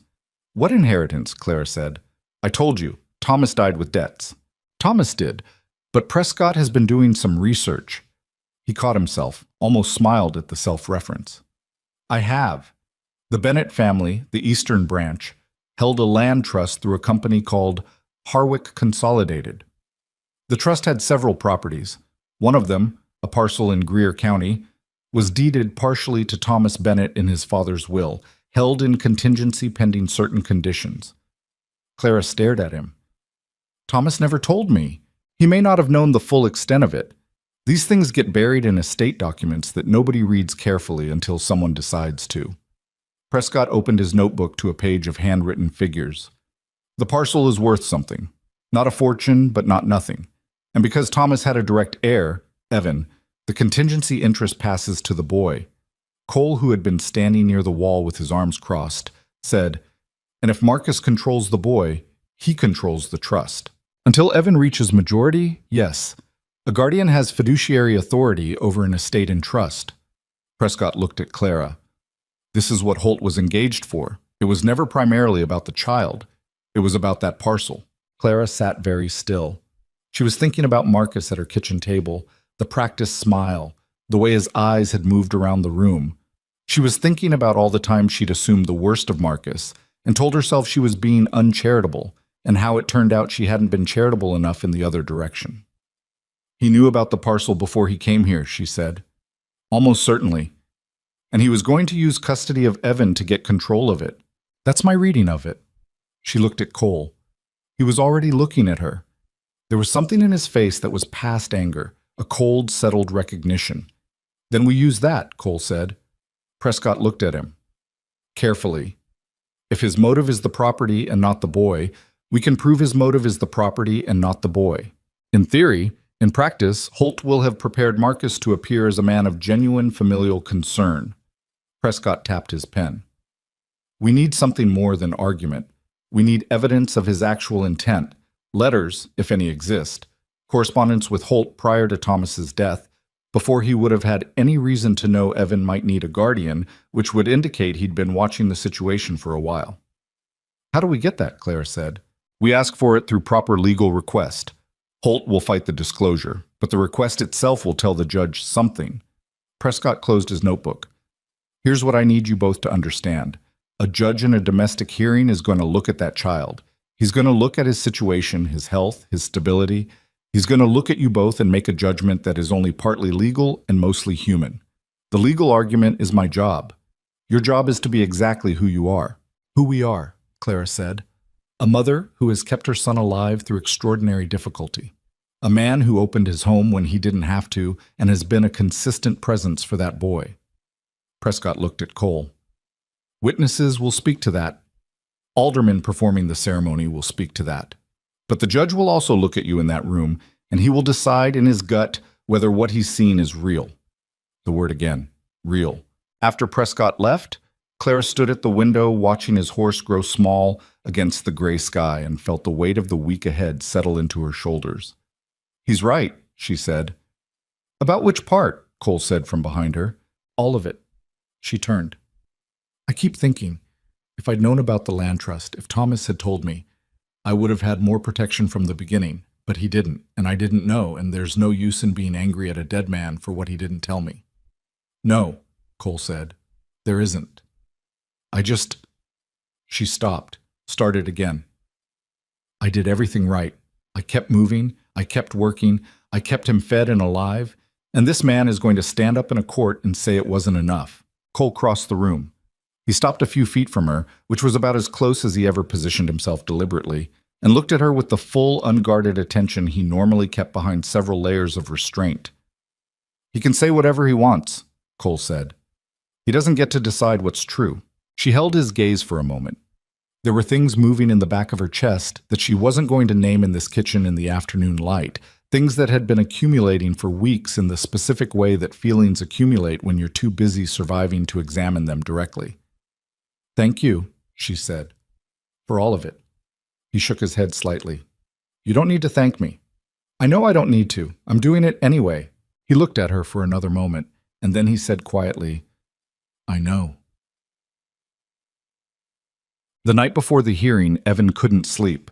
Clara heard him at around 10 o'clock, the specific sound of a child trying to move quietly and failing, and she found him in the main room sitting in the rocker with his blanket and the wool cap, staring at the fire. Come on, she said. Back to bed. I'm not tired. You're always tired at 10 o'clock. Not tonight. He looked at the fire. Are they going to take me? She sat down on the edge of the hearthstone near him. The fire was low, but still warm. I don't think so, she said. But you don't know. No, I don't know. He considered this. That man, Marcus, he doesn't actually want me, does he? He wants something else. She looked at her son, this 6-year-old with his serious eyes and his habit of seeing things plainly. She thought about lying and decided against it, the same way she always decided against it with him. He wants something that belongs to your papa's family, she said carefully. And he thinks having you is how he gets it. Evan was quiet for a moment. That's a bad reason to want a kid. Yes. Garrett doesn't have a bad reason. She paused. No, he doesn't. He doesn't have any reason, Evan said. I mean, not a reason like something he gets. He pulled the blanket tighter. He just does it. Clara felt something tighten in her throat. Yes, she said. He does. They sat by the fire a while longer. At some point, Evan started to lean, and by the time Cole appeared silently in the doorway of the back hall, he'd heard them, clearly, the way he heard most things in this house. The boy was most of the way asleep in the chair. Cole looked at the boy, then at Clara. She looked back at him. He crossed the room and picked Evan up the way you pick up a sleeping child, careful and certain at once, and carried him back to the small room and put him in the bed and pulled the quilt up. Clara watched from the doorway. He came back out, and they stood for a moment in the main room without speaking. "We should both sleep," he said. "I know." "Clara." She looked at him. "Whatever happens tomorrow," he said, "I want you to know that what's here, this isn't something I'd take back." She understood that for him, this was a speech. She understood what it had cost him to say it. "Neither would I," she said.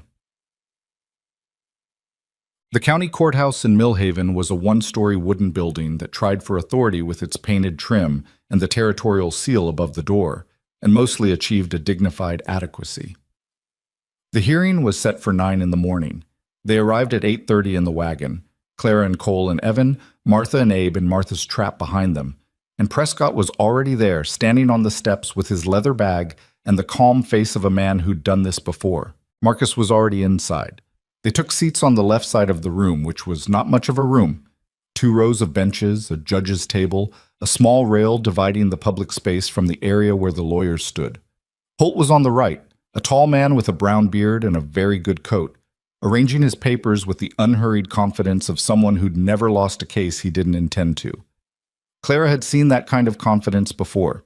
She did not find it reassuring. The judge was a man named Carveth, who'd ridden over from the county seat specifically for the hearing. He was older than she'd expected, mid-60s, heavy-set, with the kind of face that gave nothing away because it had stopped bothering years ago. He sat down, arranged his papers, looked at both tables, and said they'd begin. Holt went first. He was good. Prescott had said so, and he was right. Holt laid out Marcus's concern for Evan with exactly the right blend of family obligation and apparent warmth, framing Marcus as a man who had discovered, belatedly, the precarious situation of his cousin's widow and orphaned child, and had felt compelled by duty to act. He talked about stability. He talked about resources. He talked about the boy's future in terms that sounded like genuine care, and were, Clara knew, the architecture of a financial argument. And then he talked about the marriage. He called it hasty. He called the timing suggestive. He said that a marriage contracted within weeks of a woman's arrival at a man's property, under circumstances that coincided exactly with a custody dispute, raised questions about its sincerity that the court ought to consider seriously. He did not use the word fraudulent. He didn't need to. Beside her, Cole sat without moving. His hands were flat on his knees. His face was neutral in the way of a man applying effort to keep it that way. Prescott laid out their case steadily. He called Martha first. She described what she'd observed at the ranch, the work Clara did, the way the house had changed, the relationship between Evan and Cole, the meals and the repairs, and the 1,000 small dailiness of a real household. She spoke without being asked to perform warmth, which made everything she said more credible. Abe was next. He was brief and direct. He'd seen Mrs. Cole. He used the name without prompting, working that property since November. He'd seen Mr. Cole with the boy. He said what he'd observed, and he said he didn't have opinions on things that weren't his business, and sat back down. Then Prescott called Judge Alderman. This was the piece Holt hadn't been prepared for. Clara watched Alderman walk to the front of the room, a compact, gray-haired man with the bearing of someone comfortable with authority, and watched Holt's expression process the appearance with something close to reassessment. Alderman described performing the ceremony. He described the demeanor of both parties. He said, in response to Prescott's question, that he had married a good number of people in his years on the circuit, and that he had, in his experience, a reasonable capacity to distinguish between a couple making a practical arrangement and 2 people who were, in whatever incomplete and unfinished way, building something together. "Which did you observe?" Prescott asked. "The latter," Alderman said. Holt cross-examined. He pressed on the timing. Alderman acknowledged the timing. He declined to say the timing made the marriage illegitimate. He said people married quickly on the frontier for all kinds of reasons, and that urgency of circumstance did not determine the sincerity of intent. It was a good answer. It was not, Clara thought, going to be enough on its own. Marcus testified next, for Holt. He was polished and sober and exactly as composed as she'd expected. He talked about family obligation. He talked about Evan's future. He talked about the resources he could provide, education, stability, connections. He did not, she noticed, say a single thing about Evan as a person. Not the wool cap. Not the serious eyes. not the way he stood in doorways and waited to read a room before entering it. Marcus described a theoretical child and what that theoretical child deserved and said almost nothing about the actual 6-year-old boy sitting 3 feet from Clara with his hands in his lap. When Prescott stood up to cross-examine, he was quiet for a moment. He looked at his notebook, then at Marcus. "Mr. Bennett," he said, "when did you first become aware of the Harwick Consolidated Land Trust?"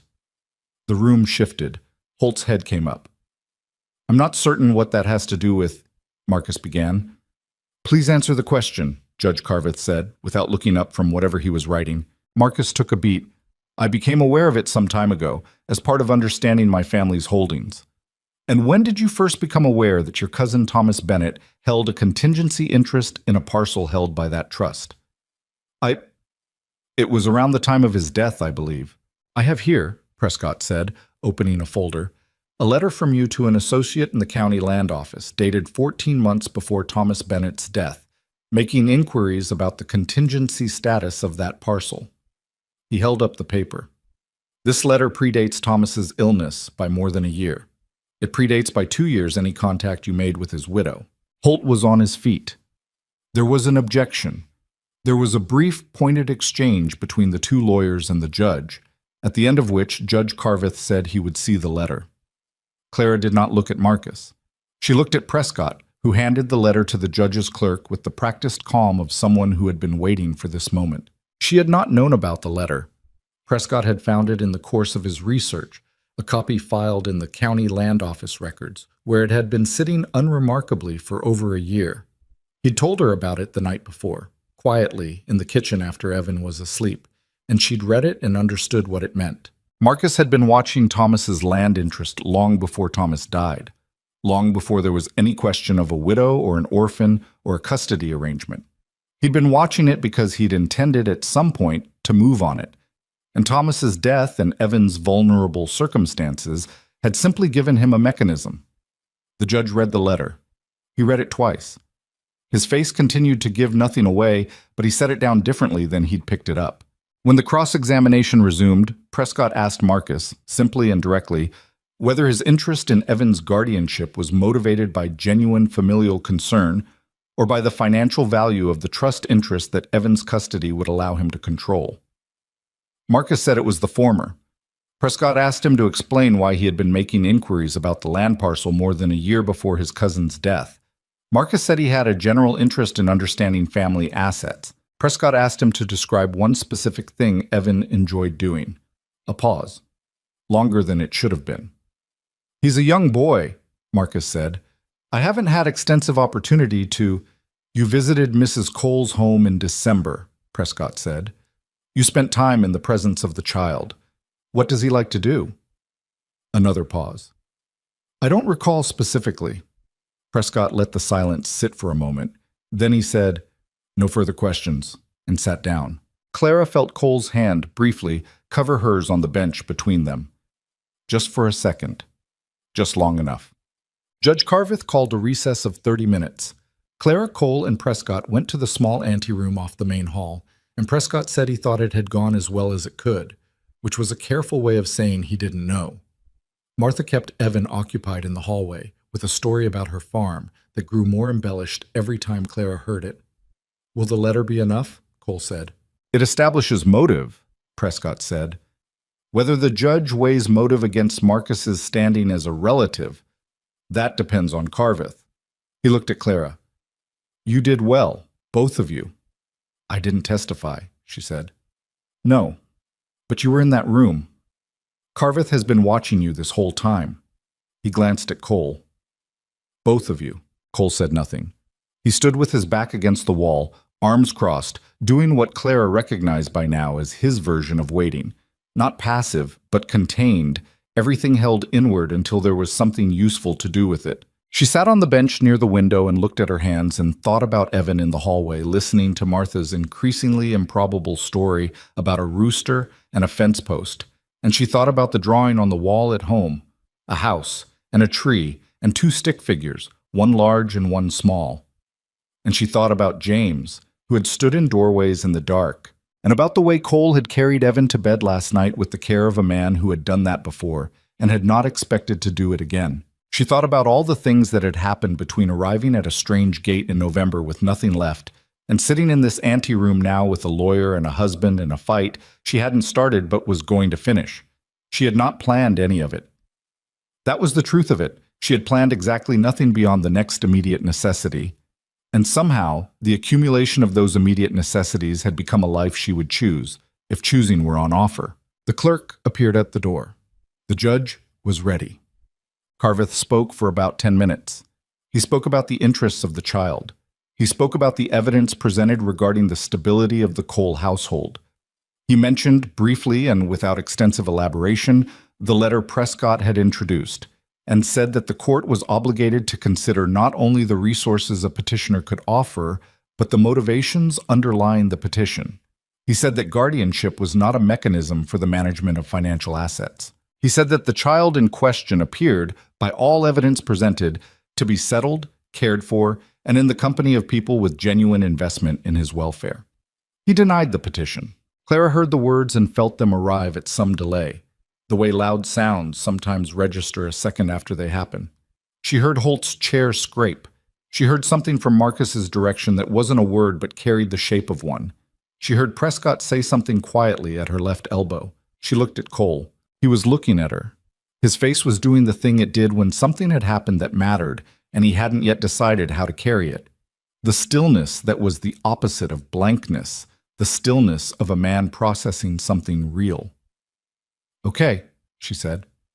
It came out barely above a breath. "Yeah," he said. Evan had appeared at the door of the room, Martha's hand on his shoulder, and he was looking at his mother's face, trying to read what had happened. She turned to him, and he must have seen it in her expression, because he crossed the room to her at a run, not graceful, crashing into her with the full, unself-conscious force of a child who has been trying to be grown up all morning and has abruptly stopped trying. She caught him and held him and pressed her face into the top of his head, the wool cap still lopsided above one ear where he jammed it, and she held on harder than she meant to. "We won?" he said into her shoulder. "We won," she said. He was quiet for a moment, then, "Can we go home now?" She looked up. Cole was still standing where he'd been, watching the two of them, and something in his face had come open in the way faces sometimes do when they stop needing to be defended. "Yes," Clara said. "Let's go home." Marcus left Millhaven before the end of the week. Prescott heard through the county office that Holt had filed a notice withdrawing representation, which meant Marcus had either run out of options or money or both. Clara received no letter. She didn't expect one. Marcus was a man who moved toward things he could use and away from things he couldn't, and they had made themselves, in the end, unusable for his purposes. She didn't feel triumphant about it exactly. She felt settled. The way you feel when something uncertain resolves, and you realize you'd been holding tension in your body that you'd stopped noticing was there. The drive home from Millhaven took most of an afternoon, the March sky finally delivering on its long threats with a thin, cold rain that turned the road soft and made the horses careful. Evan fell asleep against Clara's shoulder before they'd cleared the edge of town. Cole drove with his hat pulled down against the rain and his coat collar up. And they didn't talk much, but the silence was the easy kind, the kind that doesn't need filling. The ranch appeared as it always did when they came over the low ridge. The timber house, the chimney, the barn, and the windmill and the corral, the horses moving slowly at the fence. It looked like what it was, which was a working place that people lived in, not beautiful in any particular way, but solid and present and real against the gray sky. Cole brought the wagon to a stop near the door. He looked at the house for a moment before he climbed down. "The corner of the roof still needs finishing," he said. Clara almost laughed. "I know. I'll get to it when it dries." "I know you will." She passed the sleeping Evan to him, the transfer careful and practiced between them now, and climbed down herself. She stood in the light rain looking at the house. "Garrett," she said. He looked at her over the boy's head. "Thank you," she said. "For the same reason I said it before, and for other reasons now." He held her gaze. "You don't have to keep thanking me." "I know. I'm going to anyway." Something crossed his face. Not a smile exactly, but the thing that lived next to one, the thing she'd been seeing more of these past months, the gradual reopening of a man who'd closed himself down and was finding, against his expectations, that the world still had things in it worth opening for. "Come inside," he said. "It's raining." She followed him in. Spring came to the ranch the way it always did in that part of the territory. Not all at once, not with any announcement, but in increments so small you almost missed each one individually. A week after the hearing, the mud in the yard began to firm at the edges. Then the cottonwoods along the dry creek bed put out the first pale suggestions of green. Then one morning, Clara opened the kitchen door, and the air had a different quality to it, something that had been stripped out of the winter cold finally returning, a softness at the edges of the chill that told you the worst was over, even if the cold wasn't finished yet. She stood in the doorway drinking her coffee and felt it on her face and thought that she had never in her life been more aware of what it meant for a season to change. The days after the hearing had a different texture than the days before it. She hadn't fully understood until the threat was removed how much of her daily attention had been directed toward it, a kind of background watchfulness that she'd learned to maintain so automatically she'd stopped noticing it was there. Now it was gone, and the space it left was strange at first, a little like the silence after a loud noise. And then it became simply space, room to pay attention to other things. There were plenty of other things. The roof corner Cole had been promising to fix since January finally got fixed on a dry day in early April, Cole up on the pitched shingles with patching material, and Clara standing below with her arms crossed, saying she wasn't worried and clearly worrying, until he came down with mud on his coat and said it was done, and she said, was he sure? And he said he was sure, and they both pretended that exchange hadn't happened. The east pasture needed new fencing, which meant several days of post-setting that left Cole's shoulders wrecked and his temper short in the evenings, a shortness he managed by going quiet rather than sharp, which Clara had come to understand was the best version of him when he was exhausted. She left food on the table and didn't require conversation, and they got through those evenings all right. Evan grew exactly half an inch, which he tracked by standing against the doorframe of the back hall where someone, she suspected Cole, though he didn't say so, had made a small mark in pencil at the boy's head height. Evan found the mark one morning and stood against it and announced the measurement with the gravity of a land surveyor reporting significant findings. "Half an inch since November," he said at breakfast. "That's good," Cole said, without looking up from his coffee. "Is that fast or slow?" "It's normal." "How do you know what's normal?" Cole looked up. "I just do." Evan considered this. "Did you mark someone else before?" The question landed in the kitchen and sat there. Clara watched Cole's face process it, not with pain exactly, but with the particular quality of something that had been carried a long time and had become not light, but familiar in its weight. "Yes," Cole said. Evan looked at the mark on the doorframe. "James?" "Yes." A pause. Cole had told Evan about James sometime in February in the simple and direct way he told things, the facts, without embellishment, without asking for a response. Evan had received it the same way, with the serious nod of someone filing important information carefully. "Is it okay that I used the same door frame?" Evan said. Cole looked at him for a moment. Something moved through his expression that Clara didn't try to name. "Yes," Cole said. "It's the same house. It makes sense." Evan nodded, apparently satisfied, and returned to his eggs. Clara wrapped her hands around her cup and did not say anything, because there was nothing to say that wouldn't be less than what had just happened between them. Some things you let sit exactly as they are. Martha came by in April with news and seeds, both of which she dispensed with equal practicality. The news was that Vera Hollis had found something new to occupy her opinions, a disputed boundary line between two farms north of town, and had largely moved on from the question of the Cole marriage's legitimacy. The seeds were for the kitchen garden that Clara had been talking about establishing on the south side of the house, a garden that had been theoretical all winter and was now, with the ground thawing, something that could actually happen. "Vera's not going to apologize," Martha said, accepting coffee and sitting in the chair she'd made her own over the months. "That's not in her nature, but she's also not going to keep at it. She's got no ammunition left, and she knows it." "I don't need an apology," Clara said. "I know you don't. I'm just saying the field's clear." Martha wrapped her hands around the cup. "There are people in town who've come around for what it's worth. Frank Dillard's wife told me last week she thought you'd done a sensible thing, marrying as you did. That's not exactly a warm endorsement, but from Edna Dillard, it's something. Progress, Clara said with dry humor. On the frontier, progress is progress. Martha looked at her steadily. How are you? Actually, Clara thought about it honestly, which was the only way Martha asked things. Tired, she said, but the right kind of tired. The kind that comes from work, not fear. That's a real distinction. I know.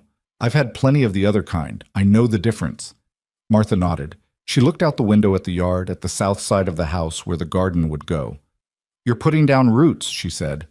It wasn't a question. Clara followed her gaze.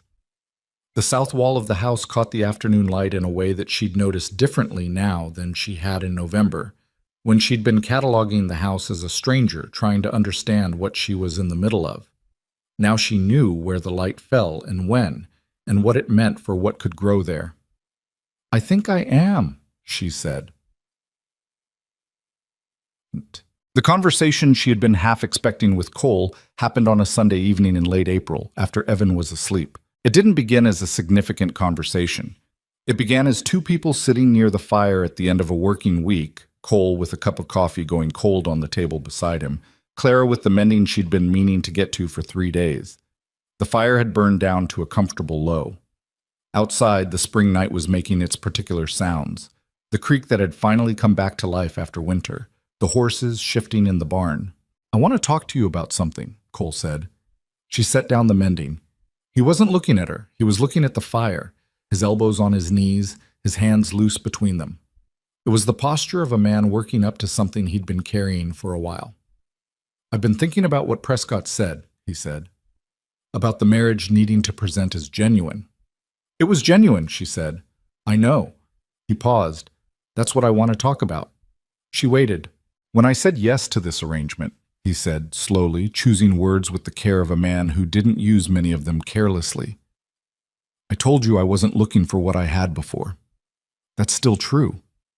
He looked up at her. But I've been thinking that what I said it couldn't become.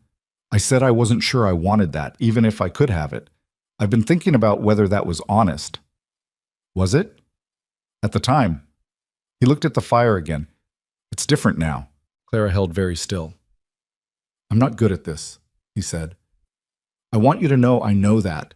I spent 2 years not talking to people, not letting things in. That doesn't disappear. He turned the coffee cup in his hands. But you're already in, you and Evan. That happened without me deciding it, which I think is the only way it could have happened. She thought about November, about the gate and the cold and Evan's burning skin, about the second cup of coffee placed without comment, about all the small moments that had accumulated without her tracking them until she looked up one day and found herself somewhere she hadn't planned to be and didn't want to leave. I know, she said. I'm not asking you for anything, he said.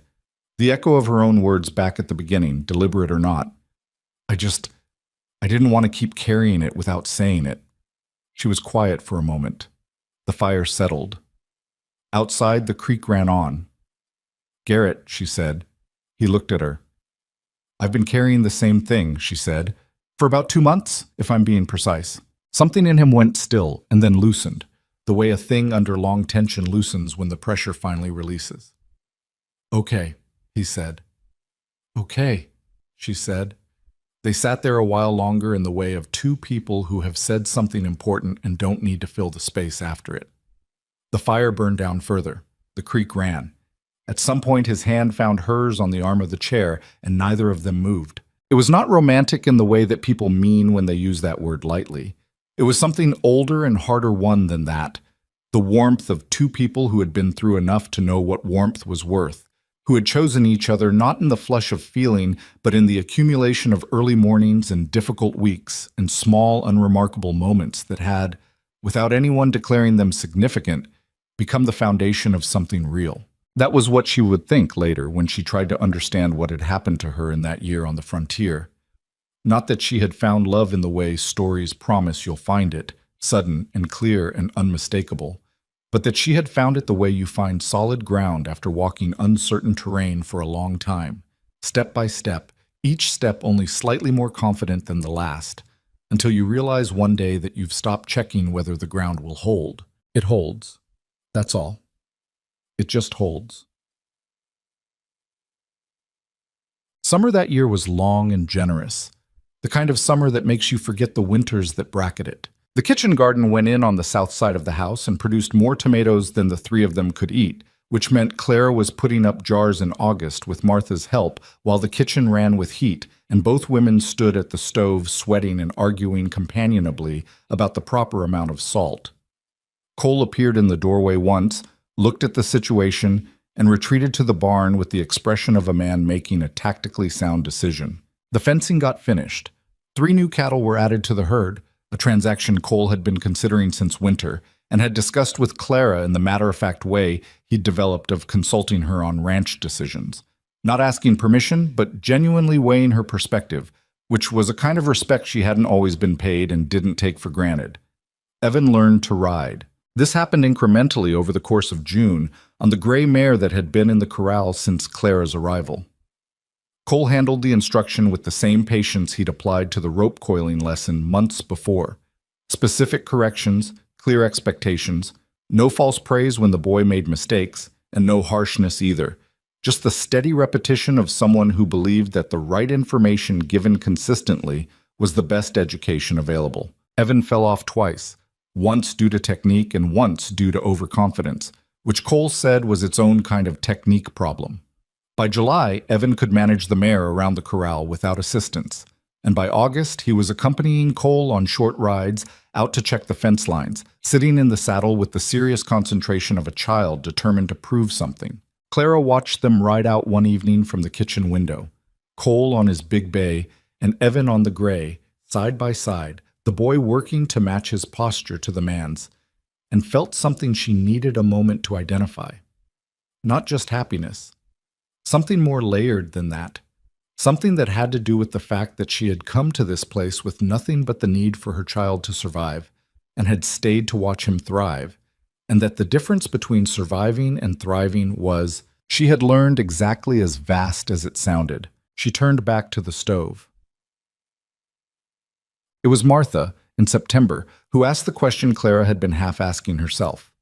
They were in the yard in the early evening, Martha's horse tied to the fence, the last of the summer light going gold and long across the grass. Evan was somewhere with Cole. The tomatoes had come in for the last time, and the garden was winding down into its autumn form. "Are you happy?" Martha said. She asked it the way she asked everything, directly, without apology, expecting an honest answer. Clara looked at the house, at the chimney, at the window where the lamp was already lit because Cole lit it when he came in the evenings, not because anyone had asked him to. "Yes," she said. She said it without qualification or hedging, which was new. She'd spent a long time not being able to say things without conditions attached to them. Martha nodded, as if this confirmed something. "You look it," she said. "You look different than you did in November." "I was different in November. You were held together with wire and stubbornness in November." Martha said it without unkindness. "Nothing wrong with that. Sometimes wire and stubbornness is all there is. But it's not a good permanent state." "No," Clara said, "it isn't. He's different too." Martha tilted her head toward the barn, where Cole's voice could be heard saying something low and instructive, and Evan's voice could be heard responding with the bright confidence of someone who had recently been told he was doing something correctly. "Garrett, he's not the man I remembered from before." "Before what?" "Before you." Martha looked at her. "He was sealed up. Like a jar someone's pressed the lid down on too tight. You could see something inside, but you couldn't get to it." She paused. "He's not sealed now." Clara looked at the barn. She thought about the nightmares and the coffee cups in the dark, about a man who'd told her about his son not as a grief performance, but as a true thing simply stated, about the way he'd said, "I didn't want to keep carrying it," without saying it, with the specific effort of someone who'd been carrying things alone for so long that saying them at all required a kind of courage that didn't look like courage from the outside. "He's working at it," Clara said. "It doesn't come easily to him." "Most things worth having don't," Martha said. In October, exactly 1 year after Clara had turned down the left fork of the road, on the word of a stranger who'd mentioned a ranch and a man who kept to himself, she found out she was carrying a child. She sat with this knowledge for 3 days before she said anything, not because she was afraid to say it, but because she needed those 3 days to understand what she felt about it, which was more complicated than she'd expected. She felt, not surprised exactly, but taken off guard in the way you're taken off guard by things that are entirely logical and somehow still feel sudden. She felt the particular vulnerability of being happy and knowing it, which is its own kind of exposure. She told Cole on a Thursday evening. He was at the table with the ranch accounts when she sat down across from him. He looked up and must have read something in her face because he set the papers down. She told him plainly. He was quiet for a moment. She watched him absorb it. The stillness, the processing, the way the information moved through him and began to settle. "Are you all right?" he said. "Yes." She paused. "Are you?" He looked at her. Something was happening in his face that she didn't try to interpret prematurely, that she let move at its own speed. "Yes," he said. The word came out rough at the edges, like something that had been held for a moment before being released. "Yes." She reached across the table and put her hand over his. He turned his hand and held hers, and they sat there for a while with the lamp between them and the quiet house around them and the fact of the new thing settling into the space of what they'd built. "Evan's going to have questions," she said eventually. "Evan always has questions. These ones might be harder than usual." Cole's mouth did the thing at the corners, slow and small. "He'll be fine," he said. "He's a sharp kid." They told Evan on Saturday morning. He listened with his characteristic gravity, asked 3 precise and logical questions about the mechanics of the situation. Clara fielded those, and then sat thinking for a moment. "Is it going to be a boy or a girl?" he said. "We don't know yet," Clara said. "I'd like a girl," Evan said. "Boys are all right, but girls are usually smarter. That's what Martha says." "Martha says a lot of things," Cole said. "She's usually right." "She is usually right," Cole agreed. Evan nodded, apparently satisfied. "Okay." He stood up from the table. "Can I go see the horses?" "After breakfast," Clara said. He sat back down, picked up his fork, and returned to his eggs with the air of a person who had received significant news, processed it sensibly, and was ready to move on. Clara looked at Cole over his head. Cole was looking at the boy with an expression that had in it something she could only call tenderness, which was a word she'd have applied to him in November with some difficulty and now applied easily and without question. People surprised you. That was the thing. She'd spent enough of her life learning to manage her expectations of people that she'd perhaps gone too far in the other direction, building in too little room for the possibility that a person could open when you expected them to stay closed, could hold when you expected them to let go, could become, gradually and imperfectly and without ceremony, exactly who you needed them to be. She hadn't known that about Garrett Cole in November. She knew it now. The winter that year was milder than the year before. The snow came in December and was manageable, the road to Millhaven staying passable most of the season, which meant they weren't as cut off as they'd been the previous year. Clara's pregnancy progressed through the cold months with the unremarkable ordinariness that good health makes possible. Some days easier, some harder, Cole learning to read the difference and adjusting accordingly without being asked, which she had come to understand was one of his primary capacities. The ability to observe and respond without requiring everything to be spoken aloud. Evan turned 7 in January. Martha brought cake.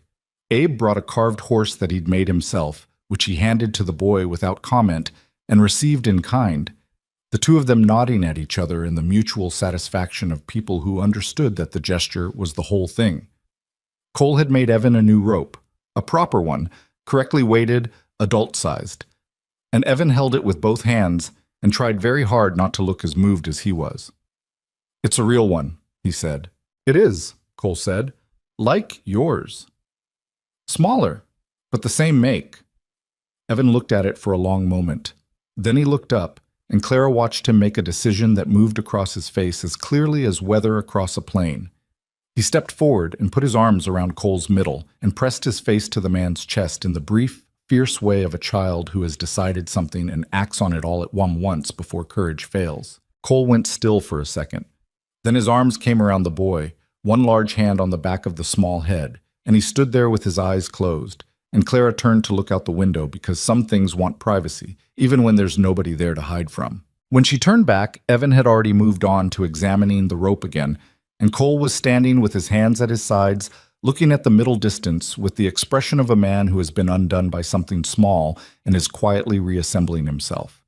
She went and stood beside him and didn't say anything.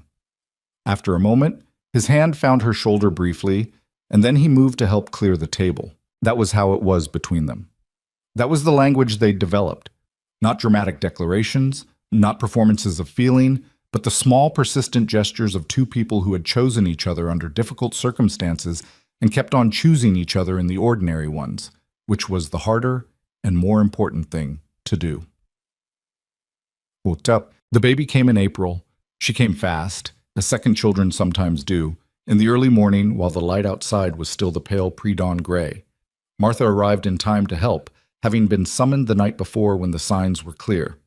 Cole waited in the main room with Evan, who was supposed to be asleep and was not asleep, the two of them sitting by the fire in the same chairs where Clara and Cole had sat that first terrible night in November and many nights since. Clara heard them talking through the wall, low voices, nothing she could make out, just the sound of the man and the boy being in the same room together in the dark. It was a girl. She weighed what Martha declared a solid and reasonable amount, had her father's dark coloring and the undetermined-looking face of all newborns, and cried with a conviction that suggested she intended to have opinions about things for the foreseeable future. When Cole came in, Martha handed the baby to him with the practical efficiency of a woman who had done this before and didn't make ceremonies where they weren't needed. He took her, which he did with more steadiness than Clara might have expected, though she understood now that he'd done this before, that he knew the weight of a newborn child, that this weight was both entirely new and carried its own particular echo for him. He stood with the baby and looked at her. His face was open in a way that she'd only seen a few times, that same quality of something long closed, no longer needing to be closed. "Hi," he said to the baby. Just that. Quietly, like it was a private introduction. Evan appeared in the doorway with his serious eyes and his 7-year-old gravity. He looked at the baby the way he looked at everything, gathering information before drawing conclusions. "She's small," he said.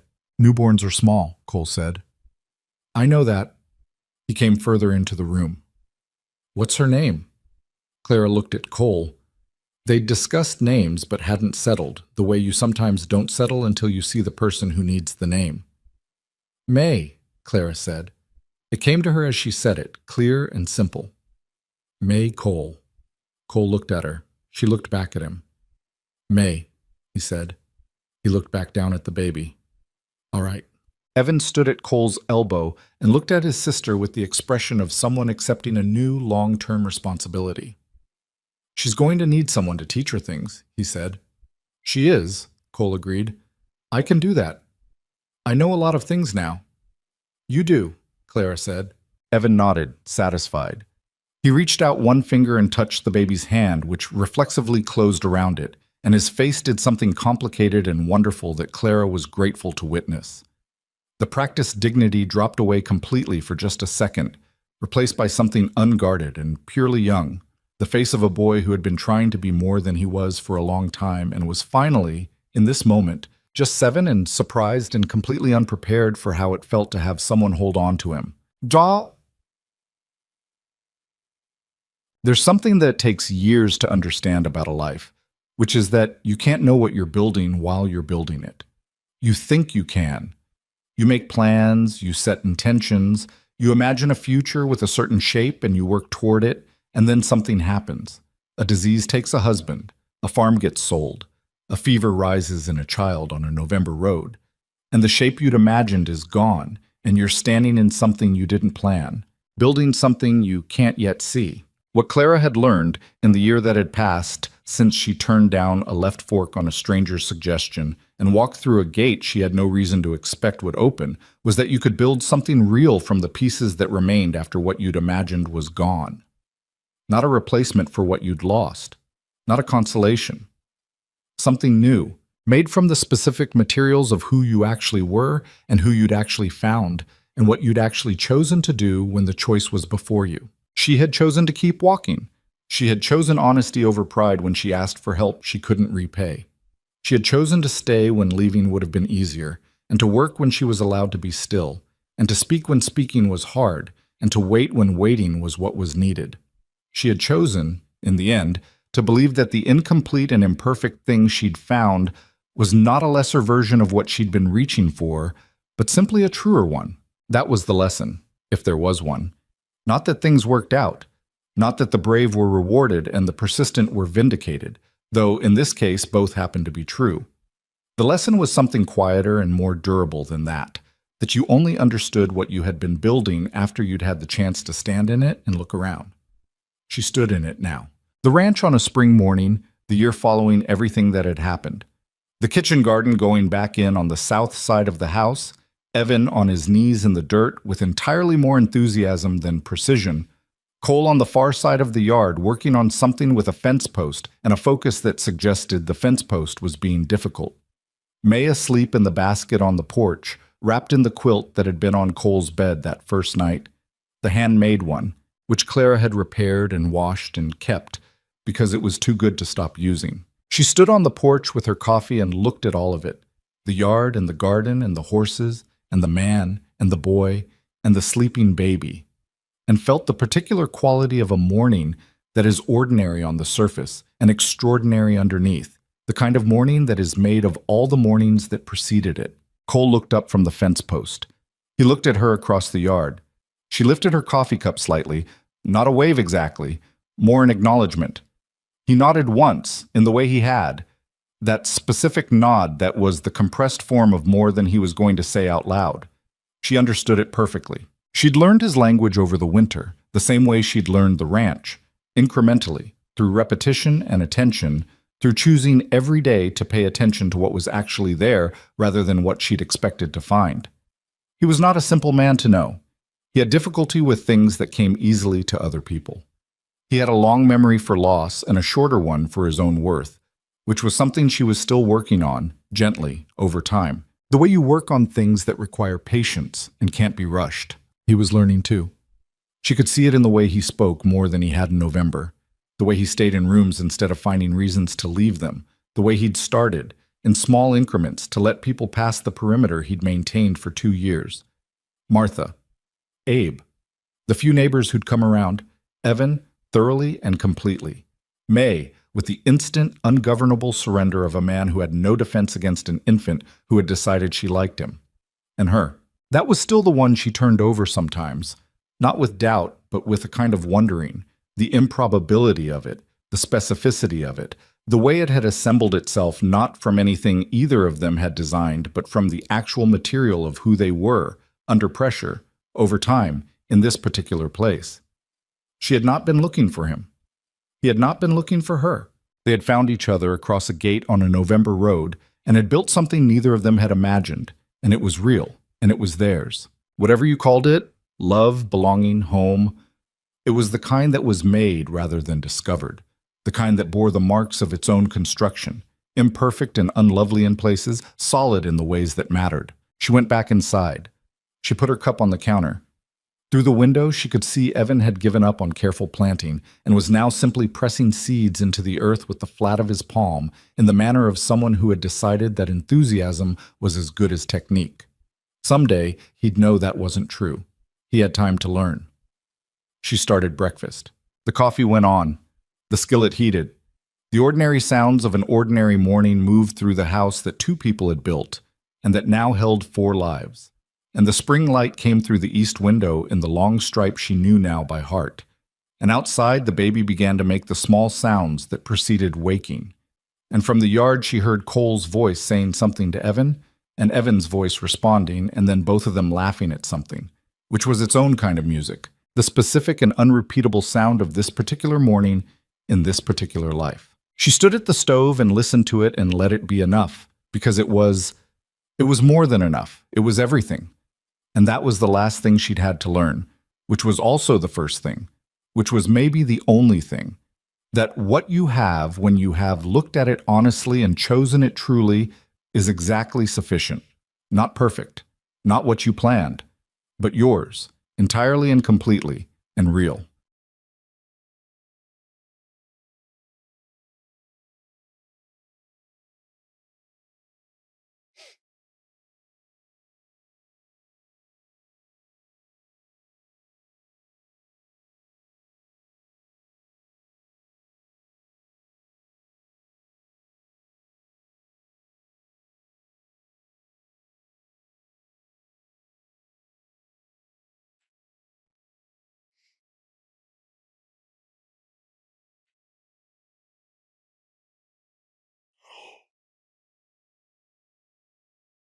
Excuse me. Oh my goodness. It's one of those days. Getting sleepy. Sleepy. Faster.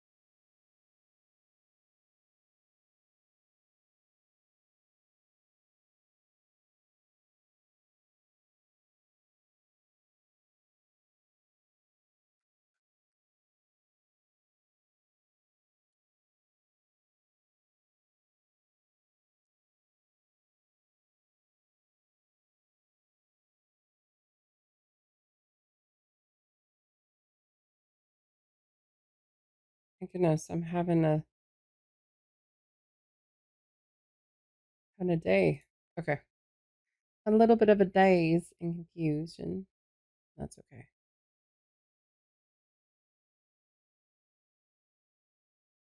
Yeah, we're almost done with this one. I'm excited for what it's gonna be like. Be fun. Wait, do I have a meeting tomorrow? I do. I have one early morning. Okay. Which means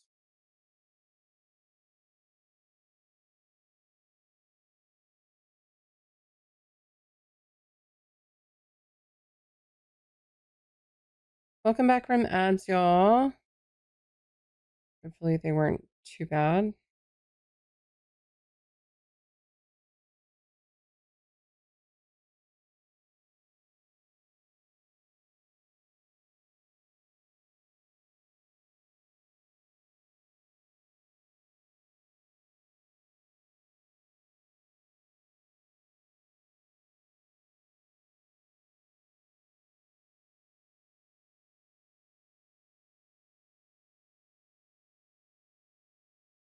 All right, I need to change position.